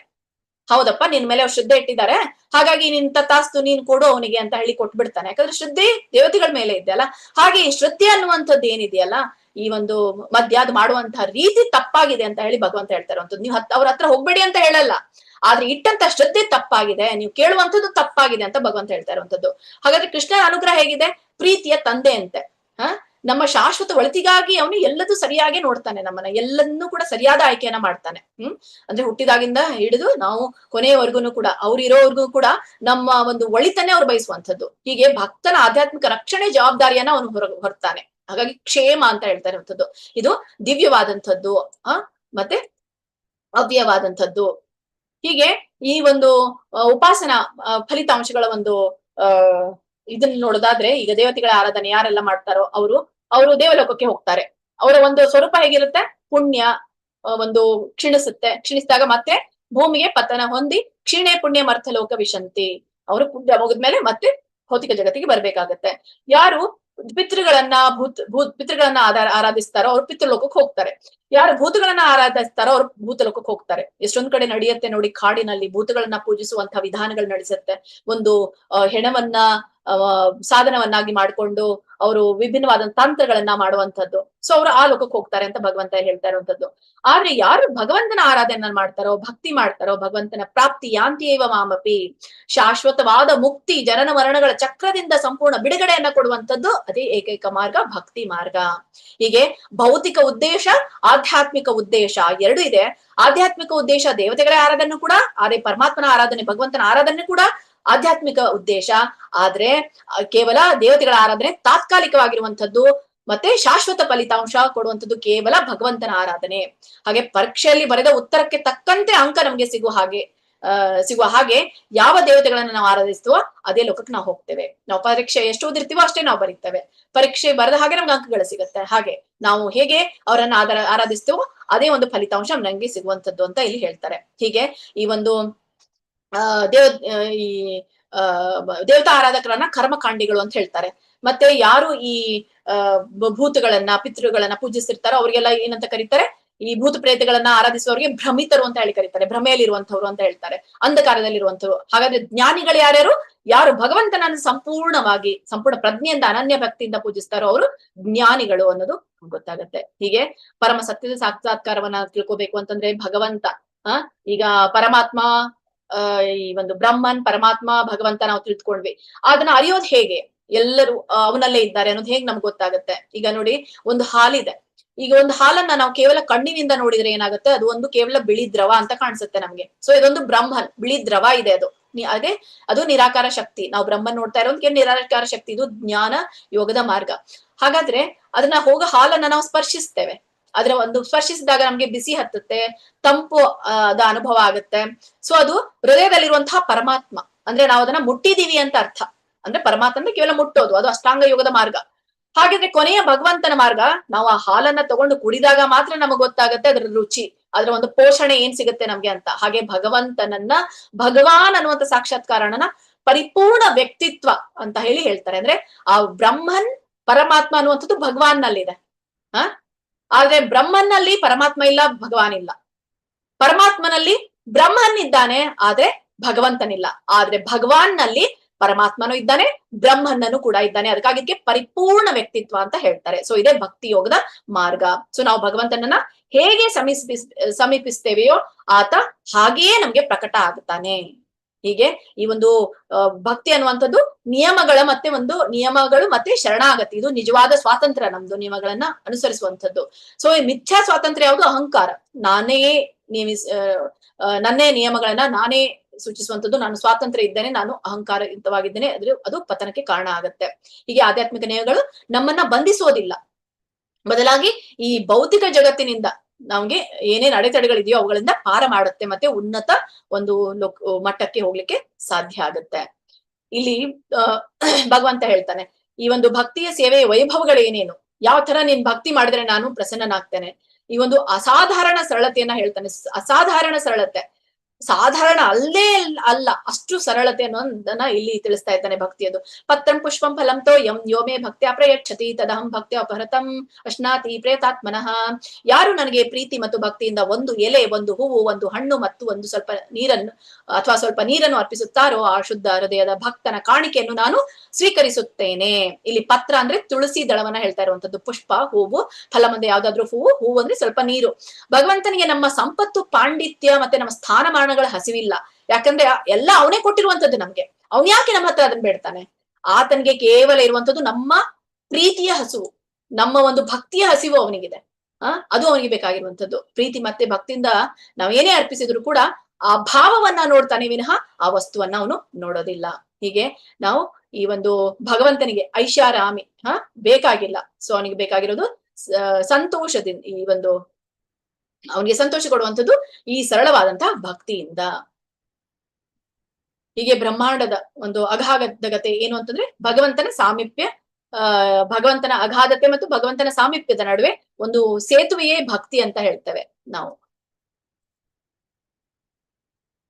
ಹೀಗೆ ಒಂದು ಇದು ಬ್ರಿಡ್ಜ್ ಇದ್ದ ಹಾಗೆ. ಪರಮ ಸತ್ಯದ ಅತಿ ದೊಡ್ಡ ಒಂದು ವಿಪರ್ಯಾಸ ಏನಂದ್ರೆ ಭಕ್ತಿಗಾಗಿ ಭಗವಂತ ಹಸಿದಿದ್ದಾನೆ ನೋಡಿ. ಭಕ್ತಿಗಾಗಿ ಭಗವಂತ ಹಸಿದಿದ್ದಾನೆ, ಬೇರೆ ಯಾವುದಕ್ಕೂ ಕೂಡ ಇಲ್ಲ. ಅದಕ್ಕಾಗಿ ಭಕ್ತನ ಒಂದು ಒಳಿತಿಗಾಗಿ ಯೋಗಕ್ಷೇಮವನ್ನ ನೋಡ್ತಾನೆ. ಈಗ ನಮ್ಮ ಮಕ್ಕಳು ಎಲ್ಲೇ ಇದ್ರು ಕೂಡ ನಾವು ಹೇಗೆ ಅವ್ರ ಒಳಿತಿಗಾಗಿ ನಾವು ಮಾಡ್ತೇವೆ, ಭಗವಂತನ ಮಕ್ಕಳು ನಾವು ಮರ್ತು ಬಿಟ್ಟಿದ್ದೇವೆ ಅವನ. ಆದ್ರೆ ಅವನು ನಮ್ಮನ್ನ ಮರ್ತಿಲ್ಲ. ಏನೋ ಮಕ್ಕಳು ಅಜ್ಞಾನದಲ್ಲಿದ್ದಾರೆ, ಅವ್ರಿಗೊಂದು ಮಾರ್ಗವನ್ನ ಕೊಡೋಣ ಬರ್ಲಿಕ್ಕೆ ಅಂತ ಹೇಳಿ ಒಂದು ಮಾರ್ಗವನ್ನ ಕೊಡ್ತಾ ಇದ್ದಾನೆ ಅಷ್ಟೇ. ಆದ್ರೆ ನಾವು ಅದನ್ನ ಆಯ್ಕೆ ಮಾಡ್ಕೊಳ್ತಾ ಇಲ್ಲ, ಯಾಕಂದ್ರೆ ನಾವು ಭಗವಂತನ ಹತ್ರ ಮುಖ ಮಾಡ್ತಾ ಇಲ್ಲ. ಭಕ್ತಿಯಿಂದ ನೀಡಿದ ಕೇವಲ ಒಂದು ಎಲೆ, ಒಂದು ಹೂವು, ಒಂದು ಹನಿ ನೀರನ್ನ ಭಗವಂತ ಪ್ರೀತಿಯಿಂದ ಸ್ವೀಕರಿಸ್ತಾನೆ. ಹೀಗೆ ಈ ಒಂದು ಅಹಂಕಾರದ ಕೊಡುಗೆ ಅಥವಾ ಏನೋ ಭಗವಂತನಿಗೆ ನಾವು ಅಹಂಕಾರದಿಂದ ನಾನಿಷ್ಟು ದಾನ ಮಾಡ್ತಾ ಇದ್ದೇನೆ, ಇಷ್ಟು ಬೆಲೆ ವಸ್ತುವನ್ನ ನಾನು ಕೊಡ್ತಾ ಇದ್ದೇನೆ ದೇವಸ್ಥಾನಕ್ಕೆ ಹಾಗ ಅಂತ ಹೇಳಿ ಕೊಟ್ರೆ ಭಗವಂತ ಅವುಗಳನ್ನು ಸ್ವೀಕರಿಸೋದಿಲ್ಲ. ನೀವು ಕೊಡ್ಬಹುದು, ಆದ್ರೆ ವಸ್ತು ಮುಖ್ಯ ಅಲ್ಲ, ಹಿಂದ್ಗಡೆ ಇರುವಂತಹ ಭಾವ ಮುಖ್ಯ. ಹಾಗಂತ ಹೇಳಿ ವಸ್ತು ಕೊಡಬಾರ್ದಂತ ಇಲ್ಲ, ವಸ್ತು ಕೊಟ್ರು ಆ ಹಿಂದಿರುವಂತಹ ಭಾವ ಅಹಂಕಾರ ಯುಕ್ತವಾಗಿರ್ಬಾರ್ದು. ಹೀಗೆ ಶುದ್ಧ ಮನಸ್ಸು ಇರ್ಬೇಕು. ಪ್ರಯತ್ನಾತ್ಮತಃ ಈ ಒಂದು ದುಬಾರಿ ವಸ್ತುಗಳಿಂದ ಅತ್ಯಂತ ಶುದ್ಧ ಮನಸ್ಸಿನಿಂದ ಕೊಟ್ಟ ಎಲ್ಲವನ್ನ ಭಗವಂತ ಸ್ವೀಕರಿಸ್ತಾನೆ ಅನ್ನೋದನ್ನ ನಾವು ನೋಡ್ಬೋದು. ಯತ್ಕರೋಷಿ ಯದಸ್ನಾಸಿ ಯಜ್ಜುಹೋಷಿ ದದಾಸಿ ಯತ್ ತಪಸ್ಸಿ ಕೌಂತೆಯ ತತ್ಕುರುಷ್ವ ಮದರ್ಪಣಂ. ಕುಂತ್ರಿ ಪುತ್ರನೇ, ನೀನು ಏನನ್ನು ಮಾಡುವೆಯೋ, ಏನನ್ನು ತಿನ್ನುವೆಯೋ, ಏನನ್ನು ಹೋಮ ಮಾಡುವೆಯೋ, ಯಜ್ಞ ಮಾಡುವೆ, ಏನನ್ನು ದಾನ ಮಾಡಿ ನೀಡುವೆಯೋ, ಯಾವ ತಪಸ್ಸನ್ನು ಆಚರಿಸುವೆ, ಎಲ್ಲವನ್ನೂ ನನಗೆ ಅರ್ಪಿಸು. ನೋಡಿ ಭಗವಂತ ಹೇಳ್ತಾ ಇರುವಂತದ್ದು, ಎಲ್ಲ ನನಗೆ ಅರ್ಪಿಸಿದ್ರೆ ಏನಾಗುತ್ತೆ? ಕರ್ಮ ಬಂಧನ ನಿನಗೆ ಬರೋದಿಲ್ಲ. ಹೀಗೆ ನಮ್ಮ ದೈನಂದಿನ ಕರ್ಮಗಳನ್ನ, ಅದ್ರ ಅಶುಭ ಫಲಗಳನ್ನ ಭಗವಂತನಿಗೆ ಅರ್ಪಿಸುವ ಮೂಲಕ ನಾವು ಭೌತಿಕ ಬಂಧನದಿಂದ ಮುಕ್ತವಾಗಿ ಶಾಶ್ವತವಾದಂತಹ ಆಧ್ಯಾತ್ಮಿಕ ಲೋಕಕ್ಕೆ ಹೋಗ್ಲಿಕ್ಕೆ ಸಾಧ್ಯ ಆಗುತ್ತೆ. ಹೀಗೆ ಸಂಪೂರ್ಣ ಸಮರ್ಪಣಾ ಭಾವ ಅನ್ನುವಂಥದ್ದೇನು? ನೀನು ಮಾಡುವುದೆಲ್ಲವೂ ನನಗಿರಲಿ ಅಂತ ಭಗವಂತ ಹೇಳ್ತಾನೆ. ಯಾವ್ಯಾವುದು? ಮಾಡುವ ಕೆಲಸ ಭಗವಂತನ ಸೇವೆ, ತಿನ್ನುವ ಆಹಾರ ಪ್ರಸಾದವಾಗಿರ್ಬೇಕು, ನೀಡುವ ದಾನ ಭಗವಂತನಿಗೆ ಅರ್ಪಣೆ ಮಾಡ್ಬೇಕು, ಮಾಡುವ ತಪಸ್ಸು ಭಗವಂತನಿಗೆ ಪ್ರೀತಿಯಾಗಿರ್ಬೇಕು. ಈ ಸಮರ್ಪಣಾ ಭಾವ ಮನುಷ್ಯನನ್ನು ಒಳ್ಳೆಯ ಮತ್ತು ಕೆಟ್ಟ ಕರ್ಮಗಳ ಬಂಧಗಳಿಂದ ಮುಕ್ತಗೊಳಿಸುತ್ತೆ. ಇದೇ ನಿಜವಾದ ಸನ್ಯಾಸ ಅಂತ ಹೇಳ್ತಾ ಇರುವಂತದ್ದು. ಹೀಗೆ ಹೇಗೆ ಮಾಡ್ಬೇಕು ಅವುಗಳನ್ನ ಉದಾಹರಣೆ ತಗೊಂಡ್ರೆ, ಎತ್ಕರೋಷಿಯ ದರ್ಶನಾಶಿ ಯಜ್ಜು ಹೋಸಿ, ನೀನು ಏನು ಮಾಡ್ತೀಯೋ ಅದನ್ನ ನೋಡಿ. ಇಲ್ಲಿ ಪ್ರಸಾದ ಮಾಡುವಂಥದ್ದು ನಮ್ಮ ಒಂದು ಪ್ರೊಫೆಷನಲ್ ಯಾವುದೇ ವೃತ್ತಿ ಆಗಿರ್ಬಹುದು, ಅದರಲ್ಲಿ ಭಗವಂತನನ್ನ ನಮ್ಮ ಜೀವನದಲ್ಲಿ ತೊಡಗಿಸಿಕೊಳ್ಳುವಂಥದ್ದು. ಯತ್ಕ್ರೋಶಿ ಮದರ್ಪಣ, ಅದನ್ನೆಲ್ಲ ನನಗೆ ಅರ್ಪಿಸು. ಪ್ರತಿ ಕೆಲಸವನ್ನು ಭಗವಂತನ ಪೂಜೆ ಅಂತ ಹೇಳಿ ಮಾಡೋದು. ಫಲದ ನಿರೀಕ್ಷೆ ಇಲ್ಲದೆ ಇರುವಂತದ್ದು. ಪರೀಕ್ಷೆಯಲ್ಲಿ ಪ್ರಾಮಾಣಿಕವಾಗಿ ಬರೋದು, ಫಲವನ್ನ ದೇವರಿಗೆ ಬಿಡುವಂಥದ್ದು. ಪರೀಕ್ಷೆಯನ್ನ ಬರೆಯೋದು, ನನ್ಗೆ ಇಷ್ಟು ಕೊಡು ಅಂತ ನಾವು ಕೇಳಂಗಿಲ್ಲ. ನನಗೆ 90% ನಿಂದ ಪಾಸ್ ಮಾಡು ಅಂತ ಕೇಳಂಗಿಲ್ಲ. ನೀನ್ ಎಷ್ಟು ಪ್ರಾಮಾಣಿಕವಾಗಿ ಮಾಡಿದ್ರು ಫಲವನ್ನ ಭಗವಂತನಿಗೆ ಅರ್ಪಿಸುವಂತದ್ದು. ಕರ್ಮ ಬಂಧನದಿಂದ ಮುಕ್ತಿ ಆಗ್ತೀಯ. ಶುಭಾಶುಭ ಫಲಗಳಿಂದ ಬಿಡುಗಡೆ ಹೊಂದಿ ಅಹಂಕಾರವಿಲ್ಲದ ಕ್ರಿಯೆಗಳು ಮತ್ತೆ ಪಾಪ ಪುಣ್ಯದ ಬಂಧನ ನಿನಗೆ ಸೃಷ್ಟಿಸುವುದಿಲ್ಲ ಅಂತ ಹೇಳುವಂಥದ್ದು. ಇಲ್ಲಿ ಒಂದು ಕಥೆಯನ್ನು ತಿಳ್ಕೋಬಹುದು. ಮಾಧವ ಮತ್ತೆ ಮೇಕೆ ಕತೆ. ಮಾಧವ ಅನ್ನುವಂತಹ ಒಬ್ಬ ಬ್ರಾಹ್ಮಣ ಯಜ್ಞಕ್ಕಾಗಿ ಒಂದು ಮೇಕೆಯನ್ನ ತರ್ತಾನೆ. ಆ ಮೇಕೆ ಯಜ್ಞದ ಮುಂದೆ ನಿಂತಾಗ ಜೋರಾಗಿ ನಗತ್ತೆ ಆ ಮೇಕೆ. ಅವಾಗ ಯಾಕೆ ನಗ್ತಾ ಇದೆಯಾ ಅಂತ ಕೇಳಿದಾಗ, ನಾನು ಕೂಡ ಹಿಂದಿನ ಜನ್ಮದಲ್ಲಿ ಬ್ರಾಹ್ಮಣನಾಗಿದ್ದೆ, ನಾನು ಒಂದು ಪ್ರಾಣಿ ಬಲಿಯನ್ನ ನೀಡಿದೆ, ಆ ಪ್ರಾಣಿ ಬಲಿ ನೀಡಿದ ಕಾರಣಕ್ಕಾಗಿ ನಾನೀಗ ಮೇಕೆಯಾಗಿ ಹುಟ್ಟಿದ್ದೇನೆ ಅಂತ ಅವನು ಹೇಳ್ತಾನೆ. ಸೊ ಹೀಗೆ ಯಜ್ಞ ಕರ್ಮಗಳು ನೋಡಿ ಜನನ ಮರಣಕ್ಕೆ ಹೇಗೆ ಸಿಲುಕುತ್ತೆ ಅಂತ. ನಾನು ಯಜ್ಞ ಮಾಡಿದ್ನಿ, ಮೇಕೆ ಬಲಿ ಕೊಟ್ಟೆ, ಹಾಗಾಗಿ ನಾನು ಮುಂದಿನ ಜನ್ಮದಲ್ಲಿ ಮೇಕೆ ಆದೆ ಅಂತ. ಹೀಗೆ ಭಕ್ತಿಯ 9ನೇ ಅಧ್ಯಾಯ ಏನ್ ಹೇಳುತ್ತೆ ಅಧ್ಯಾಯವನ್ನ ಈ ಮಹಾಪಾಪ್ ಮಹಾಪಾಪಗಳ ನಾಶವಾಗಿ ನಮ್ಗೆ ರಕ್ಷಣೆ ನೀಡುತ್ತೆ ಅಂತ. ಸೊ ಇದನ್ನ ಅರಿತ ಮಾಧವ ಆ ಮೇಕೆಯನ್ನ ಸ್ವತಂತ್ರಗೊಳಿಸಿದ. ಆಮೇಲೆ ಏನ್ ಮಾಡ್ದ ಆ ಮಾಧವ ಅನ್ನುವಂತ ಬ್ರಾಹ್ಮಣ ಆ ಮೇಕೆ ಮಾತನ್ನ ಕೇಳಿ ಆ ಮೇಕೆಯನ್ನ ಸ್ವತಂತ್ರವಾಗಿ ಬಿಟ್ಟು ಬಿಟ್ಟ. ಹೀಗೆ ಭಕ್ತಿ ಮಾರ್ಗದಿಂದ ಮುಕ್ತಿ ಅವನು ಪಡೆದ ಅನ್ನೋದನ್ನ ನಾವು ನೋಡ್ಬೋದು. ಹೀಗೆ ನಾವು ಯಾವ ಎಲ್ಲ ಕಾರ್ಯದಿಂದ ನಾವು ಈ ಒಂದು ಭಕ್ತಿಯ ರಸವಿದ್ಯೆಯನ್ನ ತಿಳ್ಕೋಬಹುದು ಅಂತ. ಆಹಾರದಿಂದ ಮಹಾಪ್ರಸಾದದವರೆಗೆ ನಾವೇನೆಲ್ಲ ಚಟುವಟಿಕೆಗಳನ್ನ ಮಾಡಬಹುದು ಅನ್ನೋದು ನಮ್ಗೆ ಗೊತ್ತಾಗುತ್ತೆ. ಸಾತ್ವಿಕ ಪದಾರ್ಥಗಳು, ಈರುಳ್ಳಿ ಬೆಳ್ಳುಳ್ಳಿ ಇಲ್ಲದೆ ನಾವು ಆಹಾರವನ್ನ ಸಿದ್ಧ ಮಾಡುವಂಥದ್ದು, ಭಗವಂತನಿಗೆ ಅರ್ಪಿಸುವಂಥದ್ದು, ಶುದ್ಧವಾದ ಪಾತ್ರೆಗಳ ಬಳಕೆ, ಒಂದು ತುಳಸಿ ದಳ, ಸ್ವಲ್ಪ ತುಪ್ಪ ಸಮರ್ಪಣೆ ಮಾಡುವಂಥದ್ದು, ಘಂಟಾನಾದದೊಂದಿಗೆ ಪ್ರಣಾಮ ಮಂತ್ರಗಳನ್ನ ಮಾಡುವಂಥದ್ದು, ಕುಟುಂಬದೊಂದಿಗೆ ಭಗವಂತನ ಪ್ರಸಾದವನ್ನ ಮಾಡುವಂಥದ್ದು, ಇವೇ ಸರಳವಾದಂತಹ ಚಟುವಟಿಕೆಗಳು. ಇದು ಬಿಟ್ಟು ಬೇರೆ ಏನು ಶರಣಾಗತಿ ಇಲ್ಲ ಕೃಷ್ಣ ಪ್ರಜ್ಞೆಯಲ್ಲಿ. ಏಕಾದಶಿ ಆಚರಣೆ ಮಾಡೋದು, ನೀವ್ ಹೇಳ್ತೀರಾ ಏನೋ ಕೃಷ್ಣ ಪ್ರಜ್ಞೆ ಅಂದ್ರೆ ದೊಡ್ಡದು ಅಂತ ಹೇಳಿ, ಏನು ಇಲ್ಲ, ಇಷ್ಟೇ ನೋಡಿ, ಎರಡೇ ಇರುವಂತದ್ದು. ಏಕಾದಶಿಯ ಆಚರಣೆ, ಈ ಒಂದು ದಿನ ಧಾನ್ಯಗಳ ಒಂದು ವರ್ಜನವನ್ನು ಮಾಡುವಂಥದ್ದು, ಮತ್ತೆ ಈ ಹಣ್ಣು ಹಾಲು ಬೇರೆಗಳು, ಇವು ಸಾತ್ವಿಕ ಆಹಾರವನ್ನ ಯಾರು ಇದಿರೋದಿಲ್ವೋ ಅವರಿಗೆ ಅವರು ಸ್ವೀಕರಿಸಬಹುದು ಅಂತ ಹೇಳಿ. ಯಾರಿಗೆ ಸಾಧ್ಯ ಆಗೋದಿಲ್ವೋ ಪೂರ್ಣ ಉಪವಾಸ ಇರ್ಲಿಕ್ಕೆ ಅವರು ಮಾಡಬಹುದು. ಮತ್ತೆ ಆ ದಿನ ಪೂರ್ಣವಾಗಿ ಜಪ ಮಾಡುವಂಥದ್ದು. ಸೊ ಈ ಒಂದು ಜಪ ಮಾಡಿದ್ರೆ ನಿಮ್ಗೆ 1000 ಪಟ್ಟು ಹೆಚ್ಚು ಫಲವನ್ನ ಕೊಡುತ್ತೆ ಅಂತ ಹೇಳ್ತಾರೆ. ಸೊ ಇವೇ ಸಾಮಾನ್ಯವಾದಂತಹ ಚಟುವಟಿಕೆಗಳು ಮಾಡುವಂಥದ್ದು. ಹಾಗಾಗಿ ಅದಕ್ಕಾಗಿ ಸರಳವಾದಂತಹ ಚಟುವಟಿಕೆಗಳು ಅಂತ ಇಲ್ಲಿ ಹೇಳ್ತಾರೆ. ಹೀಗೆ ಕೃಷ್ಣ ಎಲ್ಲರಿಗೂ ಸಮನಾಗಿರುತ್ತಾನೆ, ಆದ್ರೆ ಅದೇ ಸಮಯದಲ್ಲಿ ತನ್ನ ಭಕ್ತನ ಕಡೆಗೆ ಪಕ್ಷಪಾತವನ್ನು ಹೊಂದುವುದು ಹೇಗೆ? ನೋಡಿ, ಪಕ್ಷಪಾತ ಏನೋ ಮಾಡ್ತಾನೆ ಬೇರೆಯವರ ಕಡೆಗೆ, ಆದ್ರೆ ಭಗವಂತನ ಕಡೆಗೂ ಕೂಡ ಪಕ್ಷಪಾತಿ, ಎಲ್ಲರಿಗೂ ಕೂಡ ಪಕ್ಷಪಾತ ಮಾಡೋದಿಲ್ಲ. ಭಗವಂತನ ಕಡೆಗೆ ಯಾಕೆ ಮಾಡ್ತಾನೆ? ಯಾರು ಹೇಗೆ ಶರಣಾಗ್ತಾರೋ ಹಾಗೆ ಅವರಿಗೆ ಅವನು ಒಲಿತಾನೆ ಅನ್ನೋದನ್ನ ನಾವು ನೋಡ್ತೇವೆ. ಹೀಗೆ ಸರ್ವೋಹಂ ಸರ್ವಭೂತೇಶು, ನಾನು ಎಲ್ಲರಿಗೂ ಸಮಾನ. ಸ್ತ್ರೀಯರಾಗ್ಲಿ, ವೈಶ್ಯರಾಗ್ಲಿ, ಶೂದ್ರರಾಗ್ಲಿ, ದುರಾಚಾರಿಗಳಾದ್ರೂ ಕೂಡ ಅನನ್ಯ ಭಕ್ತಿಯೊಂದಿಗೆ ಎಲ್ಲರಿಗೂ ಕೂಡ ಭಗವಂತ ಒಂದೇ ರೀತಿಯಾಗಿ ಸಮಾನವಾಗಿ ಅವರನ್ನ ಗ್ರಹಿಸ್ತಾನೆ, ಅವ್ರಿಗೆ ಪ್ರತಿಕ್ರಿಯಿಸ್ತಾನೆ. ಇದು ಯಾವುದೇ ಒಂದು ಪಕ್ಷಪಾತ ಇಲ್ಲ. ಆದ್ರೆ ಪ್ರಾಪಂಚಿಕ ವ್ಯವಸ್ಥೆಯಲ್ಲಿ ವಿದ್ಯೆ, ಸಂಪತ್ತು, ಅಧಿಕಾರ ಮತ್ತೆ ಕುಲದ ಆಧಾರದ ಮೇಲೆ ಮಾತ್ರ ಯಶಸ್ಸು ಲಭ್ಯ. ಆವಾಗ್ಲೂ ಕೂಡ ಏನೋ ಅವರ ಶರಣಾಗತಿಗೆ ತಕ್ಕಂತೆ ಅವ್ರಿಗೆ ಫಲ ಸಿಗುತ್ತೆ, ಕರ್ಮ ಫಲಕ್ಕೆ ತಕ್ಕಂತೆ ಅವ್ರಿಗೆ ಸಮಾನತೆ ವ್ಯವಸ್ಥೆ ಇರುತ್ತೆ. ಇದರ ಅರ್ಥ ಏನು? ಭಗವಂತ ಪ್ರತಿಯೊಂದು ಜೀವಿಯಲ್ಲೂ ಕೂಡ ಸಮಾನನಾಗಿ ನೆಲೆಸಿದ್ದಾನೆ. ಸೂರ್ಯನಿದ್ದಂತೆ ಸೂರ್ಯ ಎಲ್ಲ ಕಡೆಗೂ ಬೆಳಕ ಸಮಾನಾಗಿ ಕೊಡ್ತಾನೆ. ಆದ್ರೆ ಯಾರು ಭಕ್ತಿ ಎಂಬ ಒಂದು ಕನ್ನಡಕವನ್ನ ಬಳಸುತ್ತಾರೋ ಅವರು ಆತನ ಒಂದು ವಿಶೇಷ ವೈಯಕ್ತಿಕ ಒಂದು ಭಗವಂತನ ಕ್ಷೇಮ ಭಾವವನ್ನ, ವಾತ್ಸಲ್ಯವನ್ನ ಆಕರ್ಷಿಸ್ಲಿಕ್ಕೆ ಸಾಧ್ಯ ಆಗತ್ತೆ. ಅದೇ ಒಂದು ಭಕ್ತಿಯಿಂದ ಮಾತ್ರ ಭಗವಂತನನ್ನ ಆಕರ್ಷಿಸಲಿಕ್ಕೆ ಸಾಧ್ಯ. ಹೀಗೆ ಸಮದೃಷ್ಟಿ ಭಗವಂತನದ್ದು ಅನ್ನೋದು. ಹೀಗೆ ಎಲ್ಲಿಗೂ ಸಮಾನಾಗಿರುತ್ತಾನೆ, ಆದ್ರೆ ಭಕ್ತನ ಕಡೆಗೆ ಮಾತ್ರ ಪಕ್ಷಪಾತ ಮಾಡುವುದು ಹೇಗೆ? ಯಾವನಾದ್ರೂ ಅತ್ಯಂತ ಹೀನ ಕಾರ್ಯವನ್ನ ಮಾಡುತ್ತಿದ್ದರೂ ಆತನು ಭಕ್ತಿ ಸೇವೆಯಲ್ಲಿ ತೊಡಗಿದ್ದರೆ ಆತನನ್ನು ಸಾಧು ಎಂದೇ ಭಾವಿಸಬೇಕು. ಏಕೆಂದ್ರೆ ಆತನು ತನ್ನ ನಿರ್ಧಾರದಲ್ಲಿ ಸರಿಯಾಗಿ ನೆಲೆಸಿದ್ದಾನೆ. ನೋಡಿ, ಅಪಿಚೇತ್ಸು ದುರಾಚಾರೋ ಮಹಾಪಾಪಿ ಸಾಧು ಆಗುತ್ತಾನೆ. ಅದ್ರ ಅರ್ಥ ಏನು? ಒಬ್ಬ ವ್ಯಕ್ತಿ ಎಷ್ಟೇ ದುರಾಚಾರಿ ಆಗಿದ್ರು ಕೂಡ ಎಲ್ಲವನ್ನ ಬಿಟ್ಟು ಕೇವಲ ಭಗವಂತನನ್ನೇ ಅನ್ಯ ಭಾವದಿಂದ ಆರಾಧಿಸಿದಾಗ, ನೋಡಿ ಎಷ್ಟೇ ತಪ್ಪುಗಳನ್ನ ಮಾಡಿರ್ಬಹುದು ಹಿಂದಿನ ಒಂದು ದಿನ, ಅದನ್ನೆಲ್ಲ ಬಿಟ್ಟು ಅನನ್ಯ ಭಕ್ತಿಯಿಂದ ಭಗವಂತನ ಆರಾಧಿಸಿದ್ರೆ ನಿನ್ನ ಏನೆಲ್ಲ ಪಾಪಗಳಿದೆಯೋ ಸುಟ್ಟ ಭಸ್ಮ ಆಗುತ್ತೆ. ಹೇಗೆ ಇಲ್ಲಿ ಒಂದು ಸವಕಳಿ ಸುಟ್ಟು ಭಸ್ಮ ಆಗ್ತಾ ಇದೆಯೋ ಹಾಗೆ ಕ್ಷಿಪ್ರಂ ಭವತಿ ಧರ್ಮಾತ್ಮ. ಕ್ಷಿಪ್ರಂ ಅಂದ್ರೆ ಅತಿ ಬೇಗ ಅವನು ಧರ್ಮಾತ್ಮನ ಆಗ್ತಾನೆ. ಏಕೆಂದ್ರೆ ಅವನು ನಿಶ್ಚಯವು ಸರಿಯಾಗಿದೆ. ಅವನ ಭಕ್ತಿಯ ತೀವ್ರತೆ ಅವನ ಹಿಂದಿನ ಎಲ್ಲಾ ಪಾಪಗಳನ್ನ ಸುಟ್ಟು ಭಸ್ಮ ಮಾಡುತ್ತೆ. ಅವನು ಶೀಘ್ರದಲ್ಲೇ ಧರ್ಮಾತ್ಮನಾಗ್ತಾನೆ, ಶಾಶ್ವತ ಶಾಂತಿಯನ್ನ ಪಡಿತಾನೆ. ಸೊ ಎಷ್ಟೋ ಒಂದು ಉದಾಹರಣೆಗಳನ್ನ ನಾವು ನೋಡ್ತೇವೆ ಭಕ್ತಿಯಲ್ಲಿ ಬಂದಂತದ್ದು ಅಂತ. ಈ ವಾಲ್ಮೀಕಿಯನ್ನ ನೋಡ್ತೇವೆ. ಸೊ ಅವ್ರು ಹೇಗೆ ಇದ್ರು, ನಿನ್ನ ಕಾಲ ಎಷ್ಟೋ ಜನ್ಮದ ಒಂದು ಪಾಪಗಳ ನಷ್ಟ ಆಗಿ ಧರ್ಮಾತ್ಮರ ಆದ್ರು ಅಂತ ಹೇಳಿ ನಾವು ನೋಡ್ತೇವೆ. ಸೊ ಹೀಗೆ ಸುಮಾರು ಉದಾಹರಣೆಗಳನ್ನ ನಾವು ಧರ್ಮಾತ್ಮನ ಆದದ್ದನ್ನು ಕಾಣಬಹುದು. ಹೀಗೆ ಪಾಪ ಕರ್ಮಗಳು ಭಗವಂತನ ಕ್ಷಮೆ ಯಾರಿಗೆ? ಸಾಧುಗಳಿಗ, ಕಪಟಿಗಳಿಗ?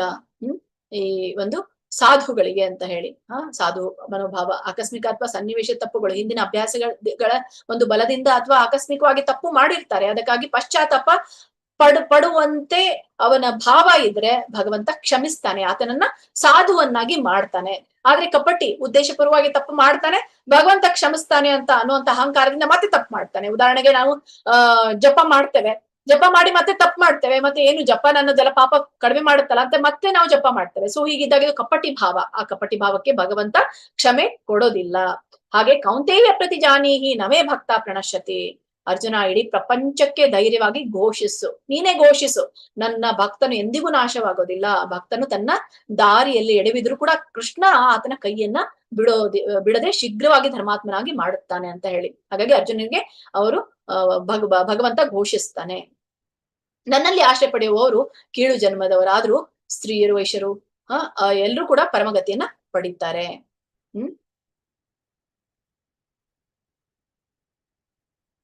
ಇದು ಕೊನೆಯ ಒಂದು ಶ್ಲೋಕ, ತುಂಬಾನೇ ಮುಖ್ಯವಾಗಿರುವಂತದ್ದು. ಮತ್ತೆ ಇದನ್ನ ಕೊನೆಯ ಅಧ್ಯಾಯದಲ್ಲೂ ಕೂಡ ಹೇಳಲಾಗಿದೆ. ಮನ್ಮನಾಭವ ಅಂದ್ರೆ ಈ ಭಗವಂತನ ಸೇವೆಯನ್ನ ಹೇಗೆ ಮಾಡೋದು, ಪ್ರೀತಿಯಿಂದ ಹೇಗೆ ಭಗವಂತನ ಸೇವೆ ಮಾಡುವಂಥದ್ದು ಅಂತ ತುಂಬಾನೇ ಸರಳವಾಗಿರುವಂತದ್ದು. ನೋಡಿ ಹೇಗೆ ನಾವು ಪ್ರೀತಿ ಸೇವೆ ಕೊಡ್ಬೇಕು ಅಂದ್ರೆ, ಮನ್ಮನಾಭವ ಮದ್ಭಕ್ತೋ ಮಧ್ಯ ಜೀಮಾಂ ನಮಸ್ಕುರು ಮಾಮೇ ವೈಶ್ಯಸಿ ಯುಕ್ತೈವ ಆತ್ಮಾನಂ ಮತ್ಪರಾಯಣ. ಸದಾ ನನ್ನನ್ನು ಚಿಂತಿಸುವುದರಲ್ಲಿ ಮನಸ್ಸನ್ನು ತೊಡಗಿಸು, ನನ್ನ ಭಕ್ತನಾಗು, ನನಗೆ ನಮಸ್ಕಾರ ಮಾಡು ಮತ್ತು ನನ್ನನ್ನು ಪೂಜಿಸು. ಆಗ ನನ್ನಲ್ಲಿ ಸಂಪೂರ್ಣವಾಗಿ ಮಗ್ನನಾಗಿ ನಿಶ್ಚಯವಾಗಿಯೂ ನೀನು ನನ್ನನ್ನ ತಲುಪ್ತೀಯಾ. ಹೇಗೆ ಮಾಡ್ಬೇಕು? ಭಗವಂತ ಹೇಳ್ತಾ ಇರುವಂತದ್ದು 4 ಶರಣಾಗತರಾಗ್ಬೇಕು. ಶರಣಾಗತಿ ಆಗಿ ಅಂತ ಹೇಳ್ತಾರೆ. ಹೇಗೆ ಶರಣಾಗತರಾಗ್ಬೇಕು? ಶರಣಾಗತರಾಗ್ಲಿಕ್ಕೆ ಇರುವಂತಹ 4 ಅಂಶಗಳು. ಮನ್ಮನಾಭವ ಮದ್ಭಕ್ತೋ, ಮನಸ್ಸು, ನಿನ್ನ ಮನಸ್ಸನ್ನ ನನ್ನಲ್ಲಿ ಸದಾ ನೆಲೆಗೊಳಿಸು, ನಿರಂತರ ಭಗವತ್ ಚಿಂತನೆಯಲ್ಲಿ ತೊಡಗು. ಮನ್ಮನಾ ಮದ್ಭಕ್ತೋ, ಮದ್ಭಕ್ತ ಅಂದ್ರೆ ಭಕ್ತಿ, ನನ್ನ ಭಕ್ತನಾಗು, ಯಾವುದೇ ಷರತ್ತುಗಳಿಲ್ಲದ ಅಹಂಕಾರವಿಲ್ಲದ ಶುದ್ಧ ಪ್ರೀತಿ ನಿನ್ನಲ್ಲಿ ಇರ್ಲಿ. ಮಧ್ಯಾಜಿ ಆರಾಧನೆ ಮಾಡು, ನನ್ನನ್ನ ಪೂಜಿಸು, ಜೀವನದ ಪ್ರತಿಯೊಂದು ಕರ್ಮವನ್ನ ಕರ್ತವ್ಯವನ್ನ ನನಗೆ ಅರ್ಪಿಸಿ ಪೂಜೆಯಾಗಿ ಅದನ್ನ ಪರಿವರ್ತಿಸು, ಯಜ್ಞವಾಗಿ ಪರಿವರ್ತಿಸು ಅಂತ. ಮಾಂ ನಮಸ್ಕುರು, ನಮಸ್ಕಾರ, ನನಗೆ ನಮಸ್ಕರಿಸು. ನಾನು ಮಾಡುತ್ತಿದ್ದೇನೆ ಎಂಬ ಅಹಂಕಾರವನ್ನ ಇಟ್ಕೋಬೇಡ. ಅಹಂಕಾರವನ್ನ ಬಿಟ್ಟು ಸಂಪೂರ್ಣವಾಗಿ ಶರಣಾಗು ಅಂತ. ಹೀಗೆ ಮನ್ಮನಾಭವ ಮದ್ಭಕ್ತು ಅಂದ್ರೆ ಏನ್ ಮಾಡ್ಬೇಕು? ಸದಾ ಕೃಷ್ಣನ ಸ್ಮರಣೆ, ಹರೇ ಕೃಷ್ಣ ಮಹಾಮಂತ್ರವನ್ನ ಜಪ ಮಾಡುವಂಥದ್ದು. ನಿನ್ನೆ ಕೇಳಿದ್ರು ಹರೇ ಕೃಷ್ಣ ಮಹಾಮಂತ್ರವನ್ನ ರಾಮ ಅಂತ ಏಕೆ ಜಪಿಸಬಾರ್ದು ಅಂತ. ಮೊನ್ನೆ ನಾನು ಯಾವಾಗ 4ನೇ ಕ್ಲಾಸು ಏನೋ ಹೇಳಿದ್ದೆ ಅನ್ಸುತ್ತೆ. ಹೇಗೆ ಈ ಒಂದು ರಾಮ 3 ಬಾರಿ ರಾಮ ಇಸ್ ಈಕ್ವಲ್ ಟು ಈ ಒಂದು ಕೃಷ್ಣ ನಾಮಕ್ಕೆ 3 ಕೃಷ್ಣ ನಾಮಕ್ಕೆ ಸಮ. ಯಾವುದು? ಒಂದು ರಾಮ 3 ಕೃಷ್ಣ ನಾಮಕ್ಕೆ ಸಮ. 3 ಕೃಷ್ಣ ನಾಮ 1 ಸಹಸ್ರ ನಾಮಕ್ಕೆ ಸಮ. ಅದೇ 16 ಮಹಾಮಂತ್ರ ಜಪವನ್ನ ಮಾಡಿದ್ರೆ, 3 ಮಹಾಮಂತ್ರವನ್ನ ಜಪ ಮಾಡಿದ್ರೆ 16 ವಿಷ್ಣು ಸಹಸ್ರ ನಾಮಕ್ಕೆ ಸಮ ಅಂತ ಹೇಳ್ತಾರೆ. ನೋಡಿ, ನಾವು 3 ವಿಷ್ಣು ಸಹಸ್ರ ನಾಮ, 16 ವಿಷ್ಣು ಸಹಸ್ರ ನಾಮ ಹೇಳಿದಷ್ಟು ಈ ಒಂದು 3 ಬಾರಿ ಹರಿಕೃಷ್ಣ ಮಹಾಮಂತ್ರವನ್ನ, 1 ಬಾರಿ ಹರಿಕೃಷ್ಣ ಮಹಾಮಂತ್ರ ಹೇಳಿದಕ್ಕೆ ಸಮ. ಕ್ಷಮಿಸಿ, 1 ಬಾರಿ ಹರಿಕೃಷ್ಣ ಮಹಾಮಂತ್ರಕ್ಕೆ ಹೇಳಿದಕ್ಕೆ ಸಮ. ಓಕೆ, ಹೀಗೆ ಇದ್ರೊಂದು ನಾವು ನೋಡ್ತೇವೆ.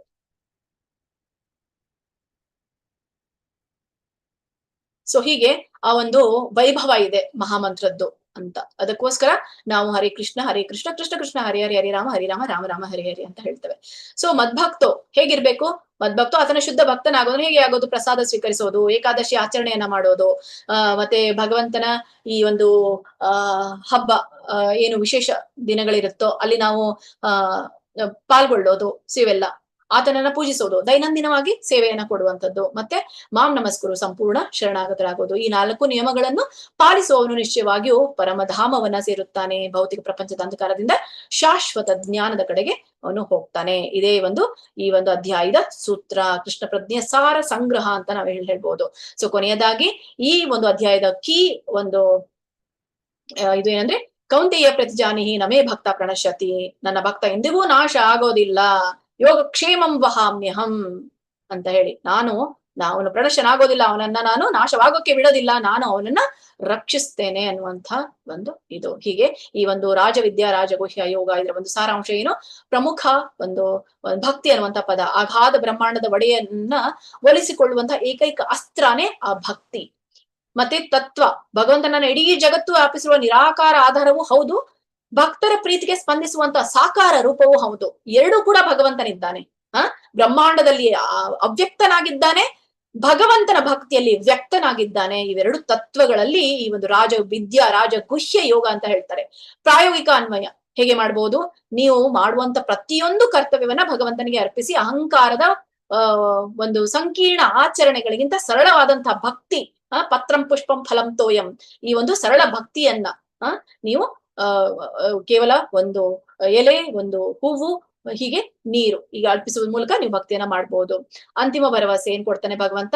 ಹಿಂದಿನ ಕರ್ಮಗಳು ಮತ್ತೆ ಹಿನ್ನೆಲೆ ಏನೇ ಇರ್ಲಿ ನೀ ಧರ್ಮಾತ್ಮನಾಗ್ತೀಯ, ಭಕ್ತಿಯಿಂದ ಶರಣ ಆಗು, ಶಾಶ್ವತವಾದ ಪರಮ ಶಾಂತಿಯನ್ನ ನೀ ಪಡಿತೀಯ, ಯೋಗಕ್ಷೇಮಂ ವಹಾಮ್ಯಹಂ, ನಾನು ನಿನ್ನ ಯೋಗಕ್ಷೇಮವನ್ನ ನೋಡ್ಕೊಳ್ತೇನೆ ಅಂತ ಹೇಳಿ ಭಗವಂತ ಅಲ್ಲಿ ಹೇಳ್ತಾರೆ. ಸೊ ಈ ಅಧ್ಯಾಯದ ಒಂದು ಸಾರ, ಪರಮಾತ್ಮನ ಸರ್ವವ್ಯಾಪ್ತಿ ಗೊತ್ತಾಯ್ತು, ಸೃಷ್ಟಿಯ ನಿಯಮಗಳು ಗೊತ್ತಾಯ್ತು, ಸರಳವಾದಂತಹ ಸಮರ್ಪಣೆ ಹೇಗಿರುತ್ತೆ, ಭಕ್ತಿಯ ಮಾರ್ಗದಲ್ಲಿ ಸುಲಭವಾದಂತಹ ಭಗವಂತ ಯೋಗಕ್ಷೇಮ ಅಂತ ಭರವಸೆಯನ್ನ ಹೇಗೆ ಕೊಡ್ತಾನೆ, ಆಮೇಲೆ ಅಂತಿಮ ಸಾಧನೆ ನಮ್ಮದೇನಾಗಿರ್ಬೇಕು. ಸೊ ಇವುಗಳನ್ನ ನಾವು ತಿಳ್ಕೊಂಡ್ವಿ. ಇದರೊಂದಿಗೆ ಇವತ್ತಿನ ಅಧ್ಯಾಯವನ್ನ ಮುಗಿಸೋಣ. ಹರೇ ಕೃಷ್ಣ ಕೃಷ್ಣ ಕೃಷ್ಣ ಹರೇ ಹರೇ, ಹರೇ ರಾಮ ರಾಮ ರಾಮ ಹರೇ ಹರೇ. ಧನ್ಯವಾದಗಳು. वाञ्छाकल्पतरुभ्यश्च कृपा सिन्धुभ्यैव च पतितानां पावनेभ्यो वैष्णवेभ्यो नमो नमः। अनंत कोटि वैष्णव की जय।